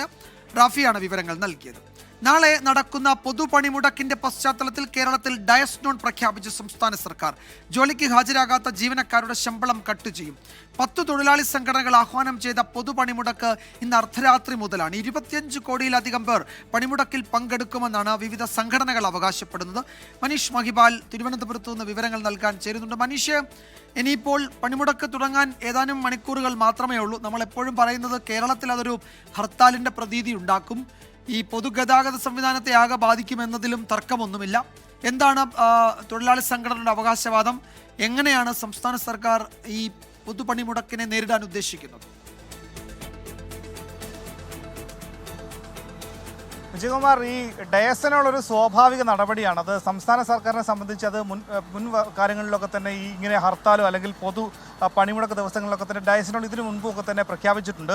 KSRTC പ്രത്യേകിച്ചും 10 മെമ്മോറാണ്ടമാണ് പുറത്തിറക്കിയിരിക്കുന്നത്, MD പുറത്തിറക്കിയിട്ടുള്ളത്. നാളെ രാവിലെ 11 മണിക്ക് മുൻപ് എത്ര ജീവനക്കാർ, KSRTC സംബന്ധിച്ച് എത്ര ജീവനക്കാർ ഹാജരായി, എത്ര സർവീസുകൾ നടത്തി എന്നതടക്കമുള്ള വിവരങ്ങൾ വേണമെന്ന മെമ്മോറാണ്ടത്തിൽ പറയുന്നുണ്ട്. പക്ഷേ പൊതുമേഖലാ സ്ഥാപനങ്ങളിലടക്കം വലിയ സ്വാധീനമുള്ള ട്രേഡ് യൂണിയനുകളാണ് ATUCയും CATU INTUC ഒക്കെ തന്നെ. അതുകൊണ്ട് തന്നെ ഇതിൻ്റെ സർവീസ് സംഘടനകൾ, ഈ ട്രേഡ് യൂണിയനിൽ പെടുന്ന പൊതുമേഖലാ സ്ഥാപനത്തിലെ ആളുകൾ ഉൾപ്പെടെ, ഒപ്പം തന്നെ സെക്രട്ടേറിയറ്റ് അടക്കമുള്ള മറ്റ് സർക്കാർ സ്ഥാപനങ്ങളിലടക്കമുള്ള സർവീസ് സംഘടനകൾ, ഫെഡറേഷൻ തുടങ്ങിയിട്ടുള്ള സംഘടനകളിലൊക്കെ തന്നെ വലിയ സ്വാധീനമുള്ളത് കൊണ്ട് തന്നെ വളരെ വിരളമായിട്ടുള്ള ജീവനക്കാർ മാത്രമായിരിക്കും പൊതുമേഖലാ സ്ഥാപനത്തിലെത്തുക. അതുകൊണ്ട് തന്നെ KSRTC സർവീസ് നടത്തുന്നതും വളരെ വിരളമായിരിക്കും. ഇതിനോടകം തന്നെ ഈ KSRTC വകുപ്പ് മന്ത്രി പറഞ്ഞതിനെ തള്ളിക്കൊണ്ട് LDF കൺവീനർ കൂടി രംഗത്തെത്തിയിരുന്നു. അതുകൊണ്ട് തന്നെ ഇന്ന് സംസ്ഥാനത്ത് സ്വകാര്യ ബസ്സുകൾ ഓടിയിരുന്നില്ല. നാളെ ഓടുമോ എന്ന കാര്യത്തിൽ ജനങ്ങൾക്ക് ആശങ്കയുണ്ടായിരുന്നു. പക്ഷേ ഈ സ്വകാര്യ മേഖലയിലും സ്വകാര്യ ബസ്സുകളുടെ സംബന്ധിച്ചും അവിടെയും ഈ ട്രേഡ് യൂണിയനുകൾ ശക്തമായതുകൊണ്ട് നാളെ സ്വകാര്യ ബസ്സുകൾ നിരത്തിലിറങ്ങാനുള്ള സാധ്യത കുറവാണ്. KSRTC ഉണ്ടാക്കാൻ അങ്ങനെ പൊതുഗതാഗതം താറുമാറാകുന്ന അവസ്ഥ 2 ദിവസം, ഇന്നും നാളെയും, നാളെ രാത്രി 12 മണിവരെയും ഈ രീതിയിലുള്ള ഗതാഗത സ്തംഭനം സംസ്ഥാനത്തുണ്ടാകും. പക്ഷേ സ്വകാര്യ വാഹനങ്ങൾ കൂടി നിരത്തിലിറങ്ങരുത് എന്നൊരു ആവശ്യമാണ് CATU ആഹ്വാനം ചെയ്യുന്നത്. പക്ഷേ സ്വകാര്യ വഴി ഇറങ്ങുന്ന വാഹനങ്ങളെ തടയുകയില്ല. ആശുപത്രി, പത്രം തുടങ്ങിയിട്ടുള്ള പാൽ തുടങ്ങിയിട്ടുള്ള അവശ്യ വസ്തുക്കളുമായി പോകുന്ന വാഹനങ്ങളെയോ അല്ലെങ്കിൽ അത്തരം പ്രവർത്തനങ്ങളെ തടയുകയില്ല എന്ന് പറയുന്നുണ്ടെങ്കിൽ മുൻകാലങ്ങളിലൊക്കെ തന്നെ അത്തരത്തിൽ പൊതുനിരത്തിലേക്ക് ഇറങ്ങിയതിൽ അനിഷ്ട സംഭവം ഉണ്ടായ കാര്യങ്ങളുണ്ട്. ഇന്നും പല സ്ഥലത്തും ആളുകൾ സ്വകാര്യ വാഹനങ്ങൾ, അതായത് സ്വകാര്യ ബസ്സുകൾ ഇല്ലാത്തത് കൊണ്ട് കുടുങ്ങിക്കിടക്കേണ്ട സാഹചര്യത്തിൽ അവിടെ KSRTC എത്തി പലയിടത്തും സർവീസ് നടത്തിയിരുന്നു. പക്ഷേ നാളത്തെ ദിവസമാണ് KSRTCയും സ്വകാര്യ ബസ്സുകളും ഒരുപോലെ ഇല്ലാത്ത ദിവസം. അത് ഗതാഗതത്തെ കൂടുതലായി ബാധിക്കുന്നു എന്നുള്ള പ്രധാനപ്പെട്ട കാര്യമുണ്ട്. ഒപ്പം തന്നെ കടകമ്പോളങ്ങൾ പൂർണ്ണമായി അടഞ്ഞു കിടക്കുന്നു. ഇതുമായി ബന്ധപ്പെട്ട് BMS ഒഴികെയുള്ള എല്ലാ ട്രേഡ് യൂണിയനിലും പങ്കെടുക്കുന്നതുകൊണ്ട് തന്നെ അത് സർവ്വ മേഖലയിലും, കേരളത്തിലെ സമസ്ത മേഖലയിൽ അതൊരു ബന്ദ് മാതൃകയിൽ തന്നെ ഉണ്ടാകും എന്നുള്ള കാര്യം ഏറെക്കുറെ ഉറപ്പ് തന്നെയാണ്. ശരിയാണ് മനീഷ് സൂചിപ്പിച്ചതുപോലെ ഇപ്പോൾ പൊതുഗതാഗതത്തെ ബാധിക്കും, അതുപോലെ ഓഫീസുകളുടെ പ്രവർത്തനത്തെ ബാധിക്കും. സ്വകാര്യ വാഹനങ്ങളും നിരത്തിലിറക്കരുത് എന്ന് ഈ ട്രേഡ് യൂണിയനുകളൊക്കെ ആവശ്യപ്പെടുന്നുണ്ട്. അപ്പോഴതൊരു ഹർത്താൽ പോലെ തന്നെയായിരിക്കും. അപ്പോൾ പണിമുടക്ക് കേരളത്തിൽ ഹർത്താൽ സമാന സാഹചര്യം ഉണ്ടാക്കുമെന്നതിൽ സംശയം വേണ്ട. സർക്കാർ ഓഫീസുകളുടെയും സ്കൂളുകളുടെയും പ്രവർത്തനം തടസ്സപ്പെടാം. പൊതുഗതാഗത സംവിധാനത്തെയും പണിമുടക്ക് ബാധിക്കും. KSRTC പണിമുടക്കിന്റെ ഭാഗമാകില്ല എന്ന ഗതാഗത മന്ത്രി KB ഗണേഷ് കുമാറിന്റെ വാദം തൊഴിലാളി സംഘടനകൾ തള്ളി. മന്ത്രി LDF കൺവീനർ TP രാമകൃഷ്ണൻ തിരുത്തുകയും ചെയ്തു. 10 കേന്ദ്ര ട്രേഡ് യൂണിയനുകളും വിവിധ മേഖലാ അസോസിയേഷനുകളും ഫെഡറേഷനുകളും ഉൾപ്പെട്ട സംയുക്ത വേദിയാണ് ദേശീയ പൊതുപണിമുടക്കിന് ആഹ്വാനം ചെയ്തിരിക്കുന്നത്. കേന്ദ്ര സർക്കാർ കൊണ്ടുവന്ന പുതിയ തൊഴിൽ ചട്ടങ്ങൾ പിൻവലിക്കുക, തൊഴിലാളികളുടെ വേതനം വർദ്ധിപ്പിക്കുക തുടങ്ങിയ ആവശ്യങ്ങൾ ഉന്നയിച്ചാണ് പണിമുടക്ക്. പൊതുപണിമുടക്കിനോട് BMS സഹകരിക്കുന്നില്ല. പൊതുപണിമുടക്കിൽ കേരളത്തിൽ പൊതുഗതാഗതം മുടങ്ങും. സർക്കാർ ഓഫീസുകളുടെയും സ്കൂളുകളുടെയും പ്രവർത്തനം തടസ്സപ്പെടും. KSRTC ജീവനക്കാർ പണിമുടക്കിന്റെ ഭാഗമാകില്ലെന്ന് ഗതാഗത മന്ത്രി KB ഗണേഷ് കുമാർ പറഞ്ഞു. KSRTC തൊഴിലാളികളാരും സമരത്തിന് നോട്ടീസ് തന്നിട്ടില്ല. KSRTC ജീവനക്കാരെ സംബന്ധിച്ച് അവർ സന്തുഷ്ടരാണ്. അവർക്ക് ശമ്പളം കറക്റ്റായിട്ട് കൊടുക്കുന്നു, 1-ാം തീയതിക്ക് മുമ്പേ കൊടുക്കുന്നു. കഠിനമായ ജോലി ചെയ്യാൻ കഴിയാത്തവരെ എല്ലാം ലൈറ്റ് ഡ്യൂട്ടിയിലേക്ക് മാറ്റി കൊടുത്തു. ഇതെല്ലാം നമ്മൾ ചെയ്തില്ലേ? പണിമുടക്കിനെ നേരിടാൻ KSRTC MD ഡയസ്നോൺ പ്രഖ്യാപിച്ചു. മന്ത്രിയെ CPIM-ഉം KSRTC യൂണിയനുകളും തള്ളി. KSRTC-യിൽ ആരും പണിമുടക്ക് നോട്ടീസ് കൊടുത്തിട്ടില്ല എന്ന ഒരു വാദം ഉയർന്നു വന്നിട്ടുണ്ട്. അത് അടിസ്ഥാനരഹിതമാണ്. കൊച്ചി മെട്രോ സാധാരണ രീതിയിൽ സർവീസ് നടത്തുമെന്ന് അധികൃതർ അറിയിച്ചു. ആശുപത്രി ഉൾപ്പെടെയുള്ള അവശ്യ സേവനങ്ങളെ പണിമുടക്കിൽ നിന്ന് ഒഴിവാക്കിയിട്ടുണ്ട്. 24 തിരുവനന്തപുരം. അതേസമയം സംസ്ഥാനത്ത് ഇന്ന് സ്വകാര്യ ബസ് സമരമായിരുന്നു. ബസ് സമരം പൂർണ്ണമാണ്. സമരമെന്നറിയാതെ എത്തിയവരും ദീർഘദൂര യാത്രക്കാരും ഈ സമരത്തിൽ വലഞ്ഞു. അതേ സമയം സ്വകാര്യ ബസ് ഉടമകളുടെ ആവശ്യങ്ങൾ ഗതാഗത മന്ത്രി KB ഗണേഷ് കുമാർ തള്ളി. 22 മുതൽ പ്രഖ്യാപിച്ച അനിശ്ചിതകാല സമരവുമായി മുന്നോട്ട് പോകുമെന്നാണ് ബസ് ഉടമകൾ അറിയിച്ചത്. വടക്കൻ കേരളത്തിലാണ് ബസ് സമരം ഏറെ ബാധിച്ചത്. റെയിൽവേ സ്റ്റേഷനിലെത്തിയവരും ദീർഘദൂര യാത്രക്കാരും സമരത്തിൽ വലഞ്ഞു. ഇപ്പോൾ വരുന്ന ഒരു റിപ്പോർട്ടിലേക്ക്. കോഴിക്കോട് വടകര മണിയൂരിൽ ഡോക്ടർക്ക് നേരെ ആക്രമണം. അട്ടക്കുണ്ട് കടവിലെ ക്ലിനിക്കിലെ ഡോക്ടർ ഗോപുകൃഷ്ണയെയാണ് 6 അംഗ സംഘം ആക്രമിച്ചത്. 2 നഴ്സുമാർക്കും പരിക്കേറ്റു. തലയ്ക്ക് ഗുരുതര പരിക്കേറ്റ ഗോപുകൃഷ്ണനെയും കോഴിക്കോട് മെഡിക്കൽ കോളേജ് ആശുപത്രിയിൽ പ്രവേശിപ്പിച്ചു. 6 പേർ ഉൾപ്പെടുന്ന ഒരു അക്രമി സംഘം ഈ ആശുപത്രിയിലേക്ക് കയറി. ഇവിടെ ആശുപത്രിയുടെ തുടക്കം മുതൽ പ്രവർത്തിച്ചിരുന്ന ദിബു കൃഷ്ണ എന്ന് പറയുന്ന ഡോക്ടറെ മാരകമായി ആക്രമിച്ചു. ആൾ അബോധാവസ്ഥയിൽ മെഡിക്കൽ കോളേജിലാണ്. 3 നഴ്സുമാർക്ക് ഇവിടുന്ന് പരിക്ക് പറ്റിയിട്ടുണ്ട്. ഈ മണിയൂരിൻ്റെ ചരിത്രത്തിലില്ലാത്ത ആക്രമണമാണ് പ്രത്യേകിച്ച് ഒരു ആശുപത്രിക്ക് നേരെ ഉണ്ടായത്. ഇതിൽ നാട്ടുകാർ വലിയ രൂപത്തിലുള്ള പ്രതിഷേധമുണ്ട്. ഷഹദ് റഹ്മാൻ വിവരങ്ങൾ നൽകും കോഴിക്കോട്ട് നിന്ന്. ഷഹദ്, എന്തിനാണ് ഈ ക്ലിനിക്കിലേക്ക് ഈ അക്രമി സംഘം വന്ന് ഒരു ഡോക്ടറെ അബോധാവസ്ഥയിലാകുന്ന തരത്തിൽ മർദ്ദിച്ചത്? നഴ്സുമാർക്കും എല്ലാം മർദ്ദനമേറ്റല്ലോ. എന്താണ് പോലീസ് പറയുന്നത് ഷഹദ്? വിജയകുമാർ, മർദ്ദനത്തിന്റെ കാരണം എന്താണ് എന്നത് സംബന്ധിച്ച് ഒരു വ്യക്തതയില്ല. നേരത്തെയുള്ള മുൻവൈരാഗ്യമാണ് ഇത്തരത്തിലൊരു ആക്രമണത്തിന് കാരണം എന്നുള്ളതാണ് പ്രാഥമികമായിട്ട് മനസ്സിലാക്കാൻ സാധിക്കുന്നത്. അല്ലാതെ ഹോസ്പിറ്റലിൽ നേരത്തെ വന്ന് ഹോസ്പിറ്റലുമായി ബന്ധപ്പെട്ട് യാതൊരുവിധ ചർച്ചകളോ അതുമായി ബന്ധപ്പെട്ട തർക്കങ്ങളോ ഒന്നും തന്നെ നിലവിൽ ഉണ്ടായിട്ടില്ല എന്നുള്ളതാണ് നമുക്ക് അവിടെ നിന്നും മനസ്സിലാക്കാൻ സാധിക്കുന്നത്. ഈ CCTV-യിൽ കാണിക്കുന്നത് പോലെ തന്നെ 6 അംഗ സംഘം, അതായത് യുവാക്കൾ ബൈക്കിലെത്തുന്നു, പിന്നീട് അവിടെ നിൽക്കുന്നു, അവിടെ നിന്ന് കുറച്ചു നേരം തിരിഞ്ഞു കളിക്കുന്നു, പിന്നീട് ഈ ക്ലിനിക്കിനുള്ളിൽ കയറുന്നു, ഡോക്ടറെ കയ്യേറ്റം ചെയ്യുകയും മർദ്ദിക്കുകയുമാണ് ചെയ്തിട്ടുണ്ടായിരുന്നത് എന്നുള്ളതാണ്. ഈ സംഭവത്തിൽ തടയാനെത്തിയ അല്ലെങ്കിൽ ആ സമയത്ത് അവിടെ ഉണ്ടായിരുന്ന നഴ്സുമാർക്കും ഇതുമായി ബന്ധപ്പെട്ട പരിക്ക് പറ്റിയിട്ടുണ്ട് എന്ന വിവരമാണ് നമുക്ക് ഇപ്പോൾ പോലീസിൽ നിന്നും ലഭ്യമാകുന്നത്. ഒപ്പം തന്നെ അവിടെ ഉണ്ടായിരുന്ന ആളുകളും പറയുന്നത്. എന്തായാലും ഈ പരിക്കേറ്റിട്ടുള്ള ഡോക്ടറെ കോഴിക്കോട് മെഡിക്കൽ കോളേജ് ആശുപത്രിയിലേക്ക് മാറ്റിയിട്ടുണ്ട്. അട്ടക്കുണ്ട് കടവിലെ ആണ് ഈ ഹോസ്പിറ്റലുള്ളത്. ഗോപുകൃഷ്ണൻ എന്നാണ് ഈ ഡോക്ടറുടെ പേര് എന്നുള്ളതാണ്. വ്യക്തിവൈരാഗ്യമാണ് ഇത്തരത്തിലൊരു ആക്രമണത്തിന് കാരണം എന്നുള്ളതാണ് എന്തായാലും നമുക്ക് ഈ ഒരു ഘട്ടത്തിൽ മനസ്സിലാക്കാൻ സാധിക്കുന്നത്. ഈ സംഭവത്തിൽ പയ്യോളി പോലീസ് എന്തായാലും കേസ് എടുത്തിട്ടുണ്ട്. യെസ്, ഡോക്ടർക്ക് ഗുരുതര പരിക്കുണ്ട്. നേരത്തെ സംസാരിച്ച ആൾ പറഞ്ഞത് അബോധാവസ്ഥയിലാണ് എന്നാണ്. അദ്ദേഹം കോഴിക്കോട് മെഡിക്കൽ കോളേജിൽ ഇപ്പോൾ ചികിത്സയിലാണ്. വ്യക്തിപരമായ കാരണങ്ങളെന്ന് മാത്രമേ ഈ ഘട്ടത്തിലും വിവരങ്ങൾ വരുന്നുള്ളൂ. പോലീസ് കൂടുതൽ അന്വേഷണം നടത്തുകയാണ്. ഷഹദ് റഹ്മാനാണ് വിവരങ്ങൾ നൽകിയത് കോഴിക്കോട്ട്. വാർത്താമഴയിലേക്ക് വീണ്ടും സ്വാഗതം. സർവകലാശാലകളെ കാവ്യവൽക്കരിക്കുന്നു എന്നാരോപിച്ച് കേരള സർവകലാശാലയിലേക്ക് SFI നടത്തിയ മാർച്ചിൽ വൻ സംഘർഷം. പോലീസ് വലയവും ബാരിക്കേഡുകളും മറികടന്ന് നൂറുകണക്കിന് പ്രവർത്തകരാണ് സർവകലാശാലയ്ക്കുള്ളിലേക്ക് ഇരച്ചു കയറിയത്. വൈസ് ചാൻസലറുടെ ചേംബറിന് മുന്നിൽ തമ്പടിച്ച SFI പ്രവർത്തകരെ പോലീസ് പിന്നീട് ബലം പ്രയോഗിച്ച് നീക്കി.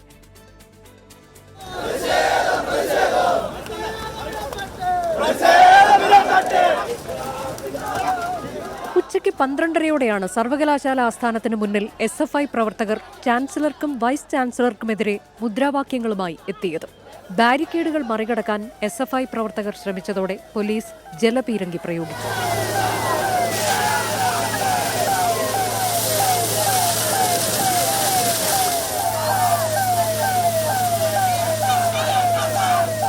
എന്നാൽ പോലീസ് വലയം ഭേദിച്ചും മതിലുകൾ ചാടിക്കടന്നും പ്രവർത്തകർ അകത്തേക്ക്. സർവകലാശാലയുടെ പ്രധാന കവാടത്തിന് മുന്നിൽ പ്രവർത്തകരെ പോലീസ് തടയാൻ ശ്രമിച്ചെങ്കിലും ഫലം കണ്ടില്ല. സെനറ്റ് ഹാളിന് സമീപത്ത് പ്രവർത്തകർ കൂട്ടം കൂടി.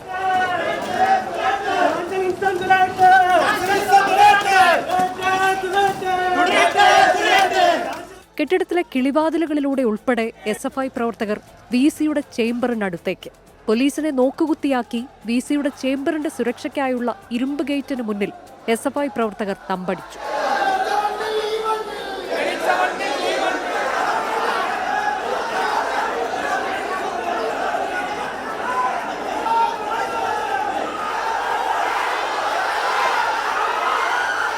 ഇതോടെ പോലീസ് ബലം പ്രയോഗിച്ച് പ്രവർത്തകരെ നീക്കം ചെയ്തു. പിന്നീട് റോഡിൽ കുത്തിയിരുന്നും പ്രതിഷേധം. പിന്തുണയുമായി CPIM സംസ്ഥാന സെക്രട്ടറി MV ഗോവിന്ദൻ സമരസ്ഥലത്ത്. ഗവർണറുടെ നടപടിയല്ല ഇത് വൈസ് ചാൻസലറുടെ തെറ്റായ നിലപാടാണ്. കോടതി പോലും ചൂണ്ടിക്കാണിച്ച കാര്യമാണ്. അപ്പോൾ എന്തും ചെയ്യാം എന്ന ഒരവസ്ഥ ഒരു തരത്തിലും അനുവദിക്കുന്നതല്ല. സമരത്തിൽ നിന്ന് പിന്നോട്ടില്ലെന്നും മറ്റന്നാൾ രാജ്ഭവനിലേക്ക് പ്രതിഷേധ മാർച്ച് നടത്തുമെന്നും SFI. ഈ നാട്ടിലെ കർഷക തൊഴിലാളികളെയും കയർപ്പിഴി തൊഴിലാളികളുടെയും മത്സ്യത്തൊഴിലാളികളുടെയും സാധാരണക്കാരൻ്റെയും മക്കൾ പഠിക്കുന്ന സർവകലാശാലകളെ തകർക്കാൻ ശ്രമിക്കുന്ന RSSന്റെ ഈ സംഘപരിവാർ അജണ്ടയെ ഒരു കാരണവശാലും നമുക്ക് അംഗീകരിച്ചു കൊടുക്കാൻ കഴിയില്ല. ഇത് കേരളം നടത്തുന്ന സമരമാണ്. ആ സമരത്തിന് മുന്നിൽ SFI നിൽക്കുന്നു എന്നുള്ളത്. പ്രതിഷേധത്തിൽ 8 പോലീസുകാർക്കും 5 SFI പ്രവർത്തകർക്കും പരുക്കേറ്റു. 24 തിരുവനന്തപുരം. നാളത്തെ പൊതു പണിമുടക്കിന്റെ പശ്ചാത്തലത്തിൽ 2 പ്രധാന അറിയിപ്പുകൾ ഇപ്പോൾ വരുന്നുണ്ട്. മഹാത്മാഗാന്ധി സർവകലാശാല ജൂലൈ 9-ന്, അതായത് നാളെ നടത്താനിരുന്ന പ്രാക്ടിക്കൽ ഉൾപ്പെടെയുള്ള എല്ലാ പരീക്ഷകളും മാറ്റിവെച്ചു എന്ന് പരീക്ഷാ കൺട്രോളർ അറിയിക്കുന്നുണ്ട്. മഹാത്മാഗാന്ധി സർവകലാശാലയുടെ അറിയിപ്പാണത്. അതുപോലെ കേരള സർവകലാശാലയിൽ നാളെ നടത്താനിരുന്ന പരീക്ഷകൾ മാറ്റിവെച്ചിട്ടുണ്ട്. പുതുക്കിയ തീയതി പിന്നീട് അറിയിക്കും. അപ്പോൾ കേരള മഹാത്മാഗാന്ധി സർവകലാശാലകൾ നാളെ നടത്താനിരുന്ന പരീക്ഷകൾ മാറ്റി എന്നൊരറിയിപ്പ് ഇപ്പോൾ നൽകിയിട്ടുണ്ട്. നേരത്തെ മറ്റു ചില സർവകലാശാലകളുടെ അറിയിപ്പും വന്നിരുന്നു. പരീക്ഷകൾ മാറ്റുന്ന കാര്യം അവരും അറിയിച്ചിരുന്നു. സർവകലാശാലകളെ സംഘപരിവാർ വൽക്കരിക്കുന്നു എന്നാരോപിച്ച് SFI നടത്തിയ മാർച്ചുകളിൽ യൂണിവേഴ്സിറ്റികൾ സംഘർഷഭരിതം. പ്രവർത്തകരും പോലീസും തമ്മിൽ പലയിടത്തും ഏറ്റുമുട്ടി. കാലിക്കറ്റ് സർവകലാശാലയിൽ വൈസ് ചാൻസലറുടെ ഓഫീസ് പ്രവർത്തകർ ഉപരോധിച്ചു.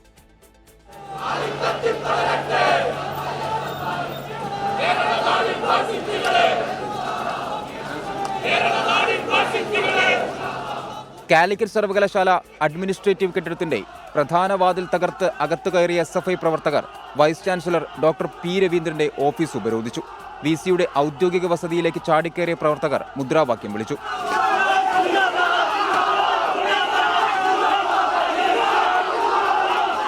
പോലീസും പ്രവർത്തകരും തമ്മിൽ പലതവണ ഉന്തും തള്ളുമുണ്ടായി. MG സർവകലാശാലയിലേക്ക് നടത്തിയ മാർച്ചിൽ പ്രതിഷേധക്കാർ ബാരിക്കേഡ് തകർത്തു. കണ്ണൂർ സർവകലാശാലയിലേക്ക് നടത്തിയ മാർച്ചിലും സംഘർഷമുണ്ടായി. സമരക്കാരെ പിരിച്ചുവിടാൻ പോലീസ് പലതവണ ജലപീരങ്കി പ്രയോഗിച്ചു.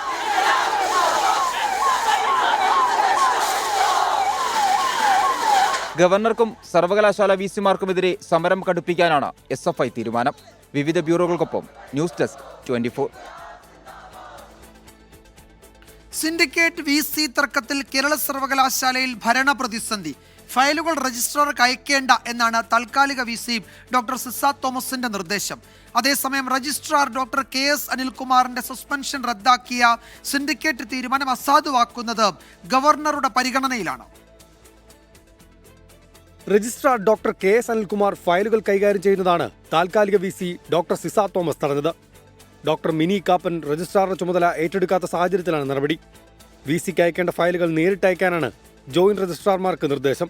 അതേസമയം രജിസ്ട്രാർ ഡോക്ടർ KS അനിൽകുമാറിന്റെ സസ്പെൻഷൻ റദ്ദാക്കിയ സിൻഡിക്കേറ്റ് തീരുമാനം അസാധുവാക്കാനാണ് ഗവർണറുടെ നീക്കം. പകരം ചുമതലയുണ്ടായിരുന്ന ജോയിന്റ് രജിസ്ട്രാർ പി ഹരികുമാറിനെയും വൈസ് ചാൻസലർ സസ്പെൻഡ് ചെയ്തേക്കും. ഗവർണർ രാജേന്ദ്ര വിശ്വനാഥ് അർലേക്കറിനെതിരെ രൂക്ഷ വിമർശനവുമായി ഉന്നത വിദ്യാഭ്യാസ മന്ത്രി ഡോക്ടർ ആർ ബിന്ദു. രാജ്യത്തിന്റെ ദേശീയ പതാകയായിട്ടുള്ള ത്രിവർണ പതാകയ്ക്ക് പകരം കാവി പതാകയെ സംസ്ഥാപനം ചെയ്തെടുക്കാനുള്ള പരിശ്രമമാണ് ഇന്നത്തെ ഈ സംഘർഷങ്ങൾക്കൊക്കെ പ്രത്യേകമായ കാരണമായിട്ട് വന്നു ഭവിച്ചിട്ടുള്ളത്. വ്യക്തിവൈരാഗ്യം തീർക്കാനും രാഷ്ട്രീയ വൈരാഗ്യം തീർക്കാനും സർവകലാശാലകളെ വേദിയാക്കരുതെന്ന് പ്രതിപക്ഷ നേതാവ് വി ഡി സതീശൻ. ഇപ്പോൾ നടക്കുന്ന ഈ വിവാദത്തിന്റെ സംവാദത്തിന്റെ ഇരകളായി മാറുന്നത് വിദ്യാർത്ഥികളാണ്. വ്യക്തിവൈരാഗ്യം തീർക്കാനും രാഷ്ട്രീയ വൈരാഗ്യം തീർക്കാനും ഒക്കെ സർവകലാശാലകളെ ദയവ് ചെയ്ത് ഇതാക്കരുത്. താൽക്കാലിക VC നിയമനം നിയമപരമല്ലെന്ന സിംഗിൾ ബെഞ്ച് ഉത്തരവിനെതിരായ ചാൻസലറുടെ അപ്പീലിൽ ഹൈക്കോടതി തിങ്കളാഴ്ച വിധി പറയും. 24 തിരുവനന്തപുരം. തൃശൂർ സമ്പാളൂർ ഞെറളക്കടവ് പാലത്തിൽ നിന്നും പുഴയിലേക്ക് ചാടിയ ആളെ ഇനിയും കണ്ടെത്താനായില്ല. പുത്തൻചിറ ഉല്ലാസ് നഗർ സ്വദേശി സുഗതനാണ് ചാടിയത് എന്നാണ് പ്രാഥമിക നിഗമനം. പുഴയിലേക്ക് അദ്ദേഹം ചാടുന്ന ദൃശ്യങ്ങൾ പുറത്തു വന്നിട്ടുണ്ട്.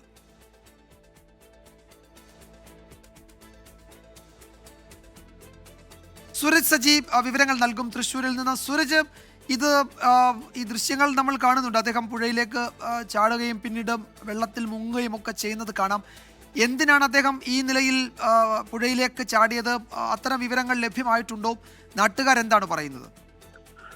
വിജയകുമാർ, എന്തിനാണ് ഈ പുഴയിലേക്ക് ചാടിയതെന്ന് സംബന്ധിച്ച് ഒരു വിവരവുമില്ല. ഇന്ന് രാവിലെ ആണ് ഈ പാലത്തിൽ ബൈക്ക് നിർത്തിയതിനു ശേഷം ഈ പുഴയിലേക്ക് എടുത്തു ചാടുന്നത്. പിന്നീട് ഈ വലിയ രീതിയിൽ, അതായത് ഫയർഫോഴ്സും പോലീസും എല്ലാം ഇന്ന് രാത്രി വരെ, അതായത് രാവിലെ തുടങ്ങി വൈകുന്നേരം വരെയുള്ള തിരച്ചിലായിരുന്നു. പക്ഷേ ഈ തിരച്ചിലിൽ ഇദ്ദേഹത്തെ കണ്ടെത്താൻ സാധിച്ചിട്ടില്ല. ഇതിനിടയിൽ ഈ പുഴയുടെ അരികിൽ കുളിക്കടവിലുണ്ടായിരുന്ന സ്ത്രീകളാണ് ഈ ആൾ ചാടിയ സമയത്ത് അതിന്റെ ദൃശ്യങ്ങൾ പകർത്തിയിരിക്കുന്നത്. അതിൽ അവർ പറയുന്നുണ്ട്, വലിയ ആഴം കുറഞ്ഞ പ്രദേശമാണ്, അതുകൊണ്ട് തന്നെ പെട്ടെന്ന് നീന്തി കയറാവുന്ന സ്ഥലമാണ്, ആഴം കുറവാണ്, നീന്തി കയറൂ എന്ന് പറയുമ്പോഴും അത് കേൾക്കാതെ ഈ ഒഴുക്കുള്ള ഭാഗത്തേക്ക് പോകുന്നതായിട്ടാണ് കാണുന്നത്. പിന്നീട് ഈ മുങ്ങി താഴുന്ന ദൃശ്യങ്ങളിൽ കാണാം. ഭയപ്പെടുത്തുന്ന തരത്തിലുള്ള ദൃശ്യങ്ങളാണ് ഇപ്പോൾ പുറത്തു വന്നിരിക്കുന്നത്. ഇന്ന് സ്കൂബ സംഘവുമായിട്ട് സംസാരിക്കുമ്പോൾ അവർ പറയുന്നത് രാത്രി വൈകിയും അവർ തെരച്ചിൽ നടത്തിയിരുന്നു, പക്ഷേ ഒരു തരത്തിലും ഒരു സൂചനയും ലഭിച്ചിട്ടില്ല. ഇപ്പോൾ ഈ രാത്രി വൈകിയത് കൊണ്ട് തന്നെ ഇപ്പോൾ തിരച്ചിൽ താൽക്കാലികമായി അവസാനിപ്പിച്ചിട്ടുണ്ട്. പിന്നീട് ഈ ബൈക്കിൽ സൂക്ഷിച്ചിരുന്ന ഈ ഒരു തിരിച്ചറിയൽ കാർഡിൽ നിന്നാണ് ഈ പുത്തൻചിറ സ്വദേശിയായിട്ടുള്ള സുഗതനാണ് മരിച്ചത് എന്ന വിവരം ഇപ്പോൾ ഈ പോലീസിനും ഫയർഫോഴ്സിനും ലഭിച്ചിരിക്കുന്നത്. എന്തായാലും ഇദ്ദേഹത്തെ കണ്ടെത്താനുള്ള ശ്രമം നാളെ രാവിലെ വീണ്ടും തുടരും എന്നുള്ളതാണ് ഇപ്പോൾ ഫയർഫോഴ്സ് അറിയിച്ചിട്ടുള്ളത്. വിജയകുമാർ, പുത്തൻചിറ ഉല്ലാസ് നഗർ സ്വദേശി സുഗതനാണ് ചാടിയത്. അദ്ദേഹം പുഴയിലെ ഒഴുക്കുള്ള ഭാഗത്തേക്ക് നാട്ടുകാരുടെ എതിർപ്പൊക്കെ അല്ലെങ്കിൽ നാട്ടുകാരുടെ മുന്നറിയിപ്പൊക്കെ തള്ളി ആ ഭാഗത്തേക്ക് തന്നെ നീങ്ങുകയായിരുന്നു. അപ്പോൾ ആ ദൃശ്യങ്ങൾ അവിടെ ആ സമയത്തുണ്ടായിരുന്നവർ പകർത്തിയതാണ്. അതാണ് ഇപ്പോൾ പുറത്തു വന്നത്. തെരച്ചിൽ ഇപ്പോഴും തുടരുകയാണ്. സുരേഷ് സജിയാണ് വിവരങ്ങൾ നൽകിയത്. യമനിൽ തടവിൽ കഴിയുന്ന മലയാളി നഴ്സ് നിമിഷപ്രിയയുടെ വധശിക്ഷ ഈ മാസം 16 നടപ്പാക്കുമെന്ന് റിപ്പോർട്ട്. ജയിൽ അധികൃതർക്ക് ഇത് സംബന്ധിച്ച് നിർദ്ദേശം ലഭിച്ചതായി യമനിലെ ചർച്ചകൾക്ക് മധ്യസ്ഥത വഹിക്കുന്ന സാമുവൽ ജെറോം പറഞ്ഞു. ദയാധനം നൽകി വധശിക്ഷ ഒഴിവാക്കാനുള്ള ശ്രമം തുടരുകയാണെന്ന് സാമുവൽ ജെറോം 24 പറഞ്ഞു. യമൻ പൗരൻ തലാൽ അബു മഹദി കൊല്ലപ്പെട്ട കേസിൽ സനായിൽ ജയിലിൽ കഴിയുന്ന നിമിഷപ്രിയയുടെ വധശിക്ഷ ജൂലൈ 16 നടപ്പാക്കാൻ തീരുമാനിച്ചതായാണ് റിപ്പോർട്ട്. പബ്ലിക് പ്രോസിക്യൂട്ടർ ഓഫീസിൽ നിന്നും നിർദ്ദേശം ലഭിച്ചതായി ജയിൽ അധികൃതർ സ്ഥിരീകരിച്ചെന്ന് യമനിലെ മനുഷ്യാവകാശ പ്രവർത്തകൻ Samuel Jerome. The public prosecutor office has issued a letter to the jail authorities to carry out the execution on 16th July. സനായിലുള്ള തലാലിന്റെ കുടുംബം മാപ്പ് നൽകുക മാത്രമാണ് നിമിഷപ്രിയയെ രക്ഷിക്കാനുള്ള ഏകമാർഗമെന്നും സാമുവൽ ജെറോം. തലാലിന്റെ കുടുംബത്തിന് ദയാധനം വാഗ്ദാനം ചെയ്തിട്ടുണ്ടെങ്കിലും ഇതുവരെ മറുപടി ലഭിച്ചിട്ടില്ല. യമനിലെത്തി തുടർ ചർച്ചകൾ നടത്തുമെന്നും സാമുവൽ ജെറോം പറഞ്ഞു.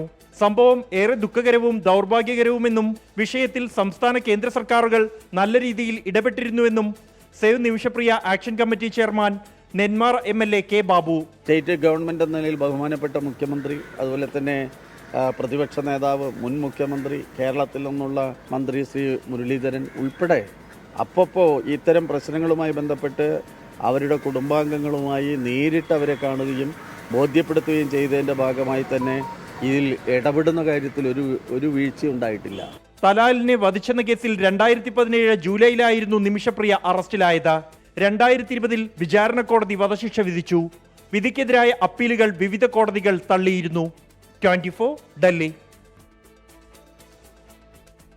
ആരോഗ്യമേഖലയുമായി ബന്ധപ്പെട്ട പ്രതിപക്ഷ നേതാവുമായി ചർച്ചയ്ക്ക് തയ്യാറെന്ന് വകുപ്പ് മന്ത്രി വീണ ജോർജ്. എന്നാൽ മുഖ്യമന്ത്രിയുമായി ചർച്ചയാകാമെന്നാണ് പ്രതിപക്ഷ നേതാവ് വി ഡി സതീശന്റെ മറുപടി. ആരോഗ്യമന്ത്രിയുടെ രാജി ആവശ്യപ്പെട്ട് പ്രതിപക്ഷം ഇന്നും പ്രതിഷേധിച്ചു. ആരോഗ്യമേഖല പ്രതിസന്ധിയിലാണെന്ന് ചൂണ്ടിക്കാട്ടി പ്രതിപക്ഷം മന്ത്രിയുടെ രാജി ആവശ്യം ശക്തമാക്കുകയാണ്. ഇതിനിടെയാണ് പ്രതിപക്ഷ നേതാവുമായി ഇക്കാര്യത്തിൽ ചർച്ചയ്ക്ക് തയ്യാറെന്ന ആരോഗ്യമന്ത്രി വീണ ജോർജിന്റെ പ്രതികരണം. ഇതുമായി ബന്ധപ്പെട്ട ഒരു കാര്യമേ ഉള്ളൂ. നമ്മുടെ മുന്നിൽ വസ്തുതകളുണ്ട്. ആ വസ്തുതകളുടെ അടിസ്ഥാനത്തിൽ ഇതിലൊരു തുറന്ന ചർച്ചയ്ക്ക് തയ്യാറാണ് എന്നുള്ളത് ഞാൻ പറഞ്ഞിരുന്നു. ബഹുമാന്യനായിട്ടുള്ള പ്രതിപക്ഷ നേതാവ് അദ്ദേഹം അതിന് തയ്യാറാകണം. കേരളം കാണട്ടെ, കേരളം കേൾക്കട്ടെ. എന്നാൽ മുഖ്യമന്ത്രിയുമായി ചർച്ചയ്ക്ക് തയ്യാറെന്നായിരുന്നു പ്രതിപക്ഷ നേതാവ് വി ഡി സതീശന്റെ മറുപടി. മുഖ്യമന്ത്രി അമേരിക്കയിൽ പോയിട്ട് തിരിച്ചു വരട്ടെ. മുഖ്യമന്ത്രി സ്ഥലവും സമയവും തന്ന ഞാൻ അവിടെ പോയി അദ്ദേഹമായിട്ട് സംവാദം ഏർപ്പെടും. ആരോഗ്യമന്ത്രിക്കെതിരായ പ്രതിഷേധം പ്രതിപക്ഷം ശക്തമാക്കുകയാണ്.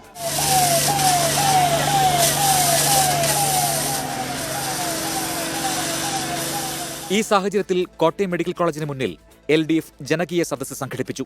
ഇതിനിടെ ഉന്നത വിദ്യാഭ്യാസ മന്ത്രി ഡോക്ടർ ആർ ബിന്ദു അപകടത്തിൽ മരിച്ച ബിന്ദുവിന്റെ വീട് സന്ദർശിച്ചു.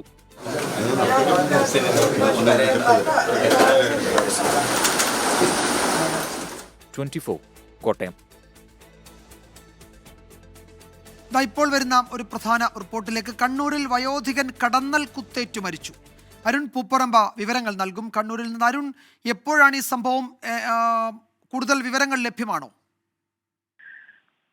വിജയകുമാർ, കണ്ണൂർ കരയത്തുംചാലിലെ അംബേദ്കർ ഉന്നതിയിലെ പുതുശ്ശേരി ചെമ്മരൻ 68 വയസ്സുള്ള ചെമ്മരനാണ് കടന്നൽ കുത്തേറ്റ് മരിച്ചു എന്ന വിവരം ഇപ്പോൾ പുറത്തു വരുന്നത്. തെങ്ങ് കയറ്റ തൊഴിലാളിയാണ് ചെമ്മരൻ. ഇന്ന് വൈകിട്ടോടെ തെങ്ങു കയറുന്ന പണിയിൽ ഏർപ്പെടുകയായിരുന്നു. അതിനിടെയാണ് ഈ കടന്നൽ കൂട്ടം ചെമ്മരനെ ആക്രമിച്ചത്. ശബ്ദം കേട്ട് നാട്ടുകാരൊക്കെ അവിടെ എത്തി ചെമ്മരനെ ആദ്യം ശ്രീകണ്ഠാപുരത്തെ ഒരു ആശുപത്രിയിലും പിന്നീട് പരിയാരം മെഡിക്കൽ കോളേജിലേക്കും പ്രവേശിപ്പിച്ചു. പക്ഷേ ജീവൻ രക്ഷിക്കാനായില്ല എന്നതാണ് നമുക്കിപ്പോൾ ലഭിക്കുന്ന വിവരം. രക്തസമ്മർദ്ദം കുറയുകയും ചെയ്തതോടെ പിന്നീട് പരിയാരത്ത് ഈ മരണം സംഭവിക്കുകയായിരുന്നു എന്നതാണ് നമുക്ക് ആശുപത്രിയിൽ നിന്ന് ലഭിക്കുന്ന വിവരം. വൈകിട്ടോടെയാണ് ഈ അപകടം ഉണ്ടായത്. CPIM മുൻ ബ്രാഞ്ച് സെക്രട്ടറി കൂടിയാണ് ചെമ്മരൻ. അംബേദ്കർ ഉന്നതി, കരയത്തുംചാൽ അംബേദ്കർ ഉന്നതിയിലാണ്. അവിടെ ഉന്നതിയിൽ തന്നെയാണ് ഈ പണിയെടുത്തിരുന്നത് എന്നാണ് നമുക്കിപ്പോൾ ലഭിക്കുന്ന വിവരം. അതിനിടെയാണ് ഈ കടന്നൽ കൂട്ടം, ഈ തെങ്ങ് കയറുന്നതിനിടെ കടന്നൽ കൂട്ടം ആക്രമിച്ചത്. പക്ഷേ ആശുപത്രിയിൽ പെട്ടെന്ന് എത്തിക്കാൻ സാധിച്ചു, പക്ഷെ ജീവൻ രക്ഷിക്കാനായില്ല. വിജയകുമാർ. കരയത്തുംചാൽ സ്വദേശി ചെമ്മരൻ ആണ് മരിച്ചത്. അദ്ദേഹം തേങ്ങയിടാൻ തെങ്ങിൽ കയറിയപ്പോൾ ഈ കടന്നൽ കൂട്ടം ആക്രമിച്ചു എന്നാണ് കണ്ണൂർ ബ്യൂറോ റിപ്പോർട്ട് ചെയ്യുന്നത്. അരുൺ പൂപ്പറമ്പയാണ് വിവരങ്ങൾ നൽകിയത്. ആശുപത്രികളെക്കുറിച്ചുള്ള മന്ത്രി സജി ചെറിയാന്റെ പരാമർശത്തിൽ CPM നേതൃത്വത്തിന് അതൃപ്തി. പ്രസ്താവന അനാവശ്യമാണെന്നും പ്രതിപക്ഷത്തിന് ആയുധം നൽകിയെന്നുമാണ് നേതൃത്വത്തിന്റെ വിലയിരുത്തൽ. വീണ ജോർജ് മാത്രമല്ല KK ശൈലജയും മോശക്കാരി എന്നതാണ് CPMലെ തർക്കമെന്ന് പ്രതിപക്ഷ നേതാവ് വി ഡി സതീശൻ വിമർശിച്ചു. പൊതുജനാരോഗ്യ മേഖലയ്ക്കെതിരായ UDF പ്രചരണത്തെ സ്വകാര്യ ആശുപത്രികളെ സഹായിക്കാനാണെന്ന് ആരോപിച്ച് CPIM പ്രതിരോധിക്കുമ്പോഴാണ് മന്ത്രി സജി ചെറിയാനിൽ നിന്ന് പ്രതികൂല പരാമർശമുണ്ടായത്. ഇതാണ് പാർട്ടി നേതൃത്വത്തിന്റെ അതൃപ്തിക്ക് കാരണം.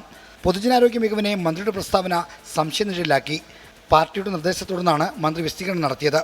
എന്നാൽ മന്ത്രിയുടെ പരാമർശം ചർച്ചയാക്കി നിലനിർത്താനാണ് പ്രതിപക്ഷ ശ്രമം. ഒന്നാം പിണറായി സർക്കാരിന്റെ കാലത്തും ഇത് തന്നെയായിരുന്നു സ്ഥിതി. അപ്പോൾ ഈ മന്ത്രിയുടെ കാലത്തല്ല ഈ കുഴപ്പമുണ്ടായത് എന്ന് പറഞ്ഞ് മന്ത്രിയെ രക്ഷിക്കാൻ വേണ്ടിയിട്ടാണ് ഇറങ്ങിയത്. സജി ചെറിയാനായതുകൊണ്ട് പറഞ്ഞപ്പോൾ അങ്ങനെ ആയിപ്പോയത്. വിവാദത്തിൽ മന്ത്രിസഭയിൽ നിന്ന് സജി ചെറിയാന് നല്ല പിന്തുണ കിട്ടുന്നുണ്ട്. അതിപ്പോൾ സജി ചെറിയാൻ മാത്രമാണ്. നിങ്ങളെ കൊണ്ടുവന്ന ആശുപത്രിയുടെയാണ്. നിങ്ങളുടെ വീട്ടുകാർക്കും ബന്ധുക്കൾക്കും തോന്നുകയാണ് ഇവിടുത്തെ ചികിത്സ സൗകര്യം കുറച്ചുകൂടെ കൂടി കിട്ടണമെന്ന് പറഞ്ഞാൽ നിങ്ങൾ ചിലപ്പോൾ ആശുപത്രിയിലേക്ക് മറ്റു സ്ഥലത്തേക്ക് കൊണ്ട് അതൊരു കുറ്റമാണ്. എന്താ സജി ചെറിയാൻ എന്ത് പറഞ്ഞ് വിവാദമാണെന്ന് നിങ്ങൾ പറയുന്നു. അതിൽ ഞാൻ നോക്കിയിട്ടൊരു വിവാദം കാണുന്നില്ല. സജി ചെറിയാൻ തന്റെ കാര്യങ്ങൾ വിശദീകരിച്ചല്ലോ എന്ന് മന്ത്രിമാരായ വീണ ജോർജും PM മുഹമ്മദ് റിയാസും പ്രതികരിച്ചു. 24 തിരുവനന്തപുരം. ഇപ്പോഴിതാ തിരുവനന്തപുരം ഇടപ്പഴഞ്ഞിയിലെ ഹോട്ടൽ ഉടമയുടെ കൊലപാതകത്തിൽ പ്രതികളെന്ന് സംശയിക്കുന്ന 2 പേർ പിടിയിലായി എന്ന് ഞങ്ങളുടെ തിരുവനന്തപുരം ബ്യൂറോ റിപ്പോർട്ട് ചെയ്യുന്നുണ്ട്. കേരള കഫേ സ്ഥാപനത്തിലെ ജീവനക്കാരാണ് 2 പേരും. ഒരാൾ മലയാളിയും മറ്റൊരാൾ നേപ്പാൾ സ്വദേശിയുമാണ്. ഇവരെ അടിമലത്തുറയിൽ നിന്നാണ് ഇരുവരും പിടിയിലായത് എന്നാണ് മനീഷ് മഹിപാൽ റിപ്പോർട്ട് ചെയ്യുന്നത്. ഇവർ നേരത്തെ ഈ 2 പേരെയും കാണാനില്ല എന്ന് റിപ്പോർട്ടുകൾ ഉണ്ടായിരുന്നു. അവരാണോ ഈ കൃത്യത്തിന് പിന്നിൽ, അതോ മറ്റാരെങ്കിലും ഒക്കെ ഉണ്ടോ എന്നറിയില്ല. എന്തായാലും ഈ 2 പേരെ ഇപ്പോൾ കസ്റ്റഡിയിലെടുത്തിട്ടുണ്ട്. നിപ്പ ജാഗ്രത തുടരുന്ന സംസ്ഥാനത്ത് 485 പേർ സമ്പർക്ക പട്ടികയിൽ. നിപ്പ സ്ഥിരീകരിച്ച രോഗി കോഴിക്കോട് മെഡിക്കൽ കോളേജിൽ ICUവിൽ ചികിത്സയിൽ തുടരുകയാണ്. 26 പേർ ഹൈ റിസ്ക് കാറ്റഗറിയിൽ നിരീക്ഷണത്തിലാണിപ്പോഴും. സംസ്ഥാനത്തെ 5 ജില്ലകളിലായി 485 പേരാണ് നിപ സമ്പർക്ക പട്ടികയിലുള്ളത്. മലപ്പുറത്ത് 192 പേരും, കോഴിക്കോട് 114 പേരും, പാലക്കാട് 176ഉം, എറണാകുളത്ത് 2 പേരും, കണ്ണൂരിൽ ഒരാളുമാണ് സമ്പർക്ക പട്ടികയിലുള്ളത്. നിപ സ്ഥിരീകരിച്ച രോഗി കോഴിക്കോട് മെഡിക്കൽ കോളേജ് ICUവിൽ ചികിത്സയിൽ തുടരുന്നു. മലപ്പുറത്ത് 18 പേരാണ് ചികിത്സയിലുള്ളത്, ഒരാൾ ICUവിലാണ്. ജില്ലയിൽ ഇതുവരെ 42 പേരുടെ സാമ്പിളുകൾ നെഗറ്റീവായി. പാലക്കാട് 3 പേർ ഐസൊലേഷനിലുണ്ട്. ജില്ലയിൽ 7 സാമ്പിളുകൾ നെഗറ്റീവായി.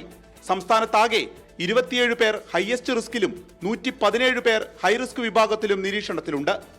വൈറസിന്റെ ഉറവിടം കണ്ടെത്തുന്നതിന്റെ ഭാഗമായി മലപ്പുറത്ത് നിപ ബാധിച്ചു മരിച്ച 18-കാരിയുടെ വീടിന്റെ 2 കിലോമീറ്റർ ചുറ്റളവിലുള്ള വളർത്തുമൃഗങ്ങളുടെ സാമ്പിൾ പരിശോധനയ്ക്കെടുത്തു. ഇത് മൃഗസംരക്ഷണ വകുപ്പ് ഭോപ്പാലിലെ ഇൻസ്റ്റിറ്റ്യൂട്ടിലേക്ക് അയക്കും. വളർത്തുമൃഗങ്ങളിൽ നിപ ആന്റിബോഡി സാന്നിധ്യമുണ്ടോ എന്നറിയുകയാണ് ലക്ഷ്യം. 24 മലപ്പുറം. വിദേശ സർവകലാശാലകളിൽ ഉപരിപഠനത്തിന് 2025 സെപ്റ്റംബർ ഇൻടേക്കിനായി കാത്തിരിക്കുന്ന വിദ്യാർത്ഥികൾക്കൊരു സന്തോഷ വാർത്ത. 24 സ്റ്റഡി അബ്രോഡ് ലോകത്തെ മികച്ച സർവകലാശാലകളിൽ UG, PG, diploma, master of research പഠനത്തിനായി സെപ്റ്റംബർ ഇൻടേക്കിലേക്ക് തന്നെ പ്രത്യേകം അവസരമൊരുക്കുന്നു. ഇനിയും അഡ്മിഷൻ നേടാനാകാത്തവർ സ്ക്രീനിൽ കാണുന്ന 9001900156 എന്ന നമ്പറിൽ ബന്ധപ്പെടുക. www.24studyabroad.com എന്ന വെബ്സൈറ്റിലും വിവരങ്ങൾ ലഭ്യമാണ്.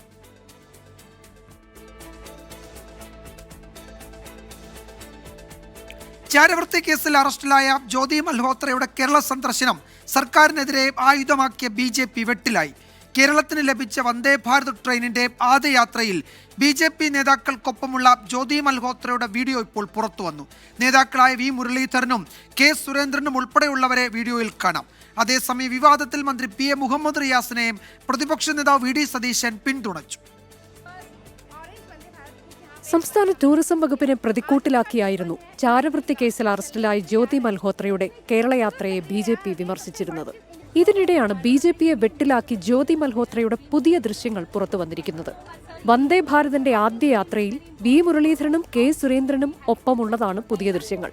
V മുരളീധരൻ വന്ദേ ഭാരതിനെ കുറിച്ച് ജ്യോതി മൽഹോത്രയോട് സംസാരിക്കുന്നതും ദൃശ്യങ്ങളിൽ വ്യക്തമാണ്.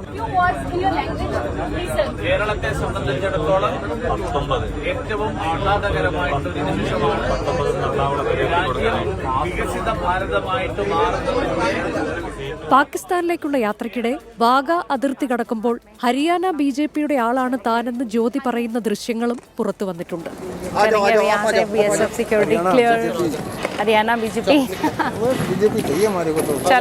ജ്യോതി മൽഹോത്രയുടെ കേരള സന്ദർശന വിവാദം ടൂറിസം മേഖലയെ ബാധിക്കരുതെന്ന് മന്ത്രി PA മുഹമ്മദ് റിയാസ് പറഞ്ഞു. സന്ദർശനത്തെ ദേശീയ മാധ്യമങ്ങൾ വലിയ വാർത്തയായി നൽകുന്നുവെന്നും മന്ത്രി ചൂണ്ടിക്കാട്ടി. രാഷ്ട്രീയമായി ഇപ്പോൾ മന്ത്രിയെയോ ഗവൺമെന്റിനെയോ ഒക്കെ ആക്രമിക്കുന്ന രീതി അത് സ്വാഭാവികമാണ്. എന്നാൽ ഇത് ടൂറിസം ഇൻഡസ്ട്രിയെയും ടൂറിസം മേഖലയും ബാധിക്കുമെന്ന് തിരിച്ചറിവ് ഉണ്ടാകേണ്ടത് അനിവാര്യമാണ്. ഇതിനിടെ സംസ്ഥാന ടൂറിസം വകുപ്പിന് പൂർണ്ണ പിന്തുണയുമായി പ്രതിപക്ഷ നേതാവ് VD സതീശൻ രംഗത്തെത്തി. ബ്ലോഗർ എന്ന നിലയിലാണ് ജ്യോതി എത്തിയത്. അതിൽ ടൂറിസം വകുപ്പിനെയും ടൂറിസം മന്ത്രിയെയും കുറ്റപ്പെടുത്താൻ കഴിയില്ലെന്നും VD സതീശൻ പറഞ്ഞു. 24 കൊച്ചി. അതേസമയം ചാരവൃത്തിക്ക് പിടിയിലായ ജ്യോതി മൽഹോത്ര വന്നത് താൻ വിളിച്ചിട്ടല്ല എന്ന് മുൻ കേന്ദ്രമന്ത്രിയും BJP നേതാവുമായ V മുരളീധരൻ. തന്റെ പേര് വലിച്ചിഴയ്ക്കുന്നത് വിഷയത്തിൽ നിന്ന് സംസ്ഥാന സർക്കാരിന് രക്ഷപ്പെടാനാണ്. വന്ദേ ഭാരതിന്റെ ഉദ്ഘാടന യാത്രയിൽ പങ്കെടുത്ത നിരവധി ആളുകളിൽ ഒരാളാണ് ജ്യോതി മൽഹോത്ര എന്നും V മുരളീധരൻ ബംഗളൂരുവിൽ പറഞ്ഞു. വന്ദേ ഭാരതിൻ്റെ ഉദ്ഘാടന യാത്ര എന്ന് പറയുന്നത് കേന്ദ്രമന്ത്രി എന്നുള്ള നിലയിൽ ആ യാത്രയിൽ കേരളത്തിൻ്റെ അങ്ങേയറ്റം മുതൽ ഇങ്ങേയറ്റം വരെ ധാരാളം പേർ എൻ്റെ ബൈറ്റെടുത്തിരുന്നു. അതിലൊരു സ്ത്രീ വന്ന് ബൈറ്റെടുക്കുമ്പോൾ ഈ വന്ന സ്ത്രീ ആരാണെന്ന് പോലും എനിക്കറിയില്ലല്ലോ. പണം കൊടുത്ത് ഈ ചാരവനിതയെ ഞാൻ വിളിച്ചു വരുത്തിയിട്ടല്ലല്ലോ വന്നത്.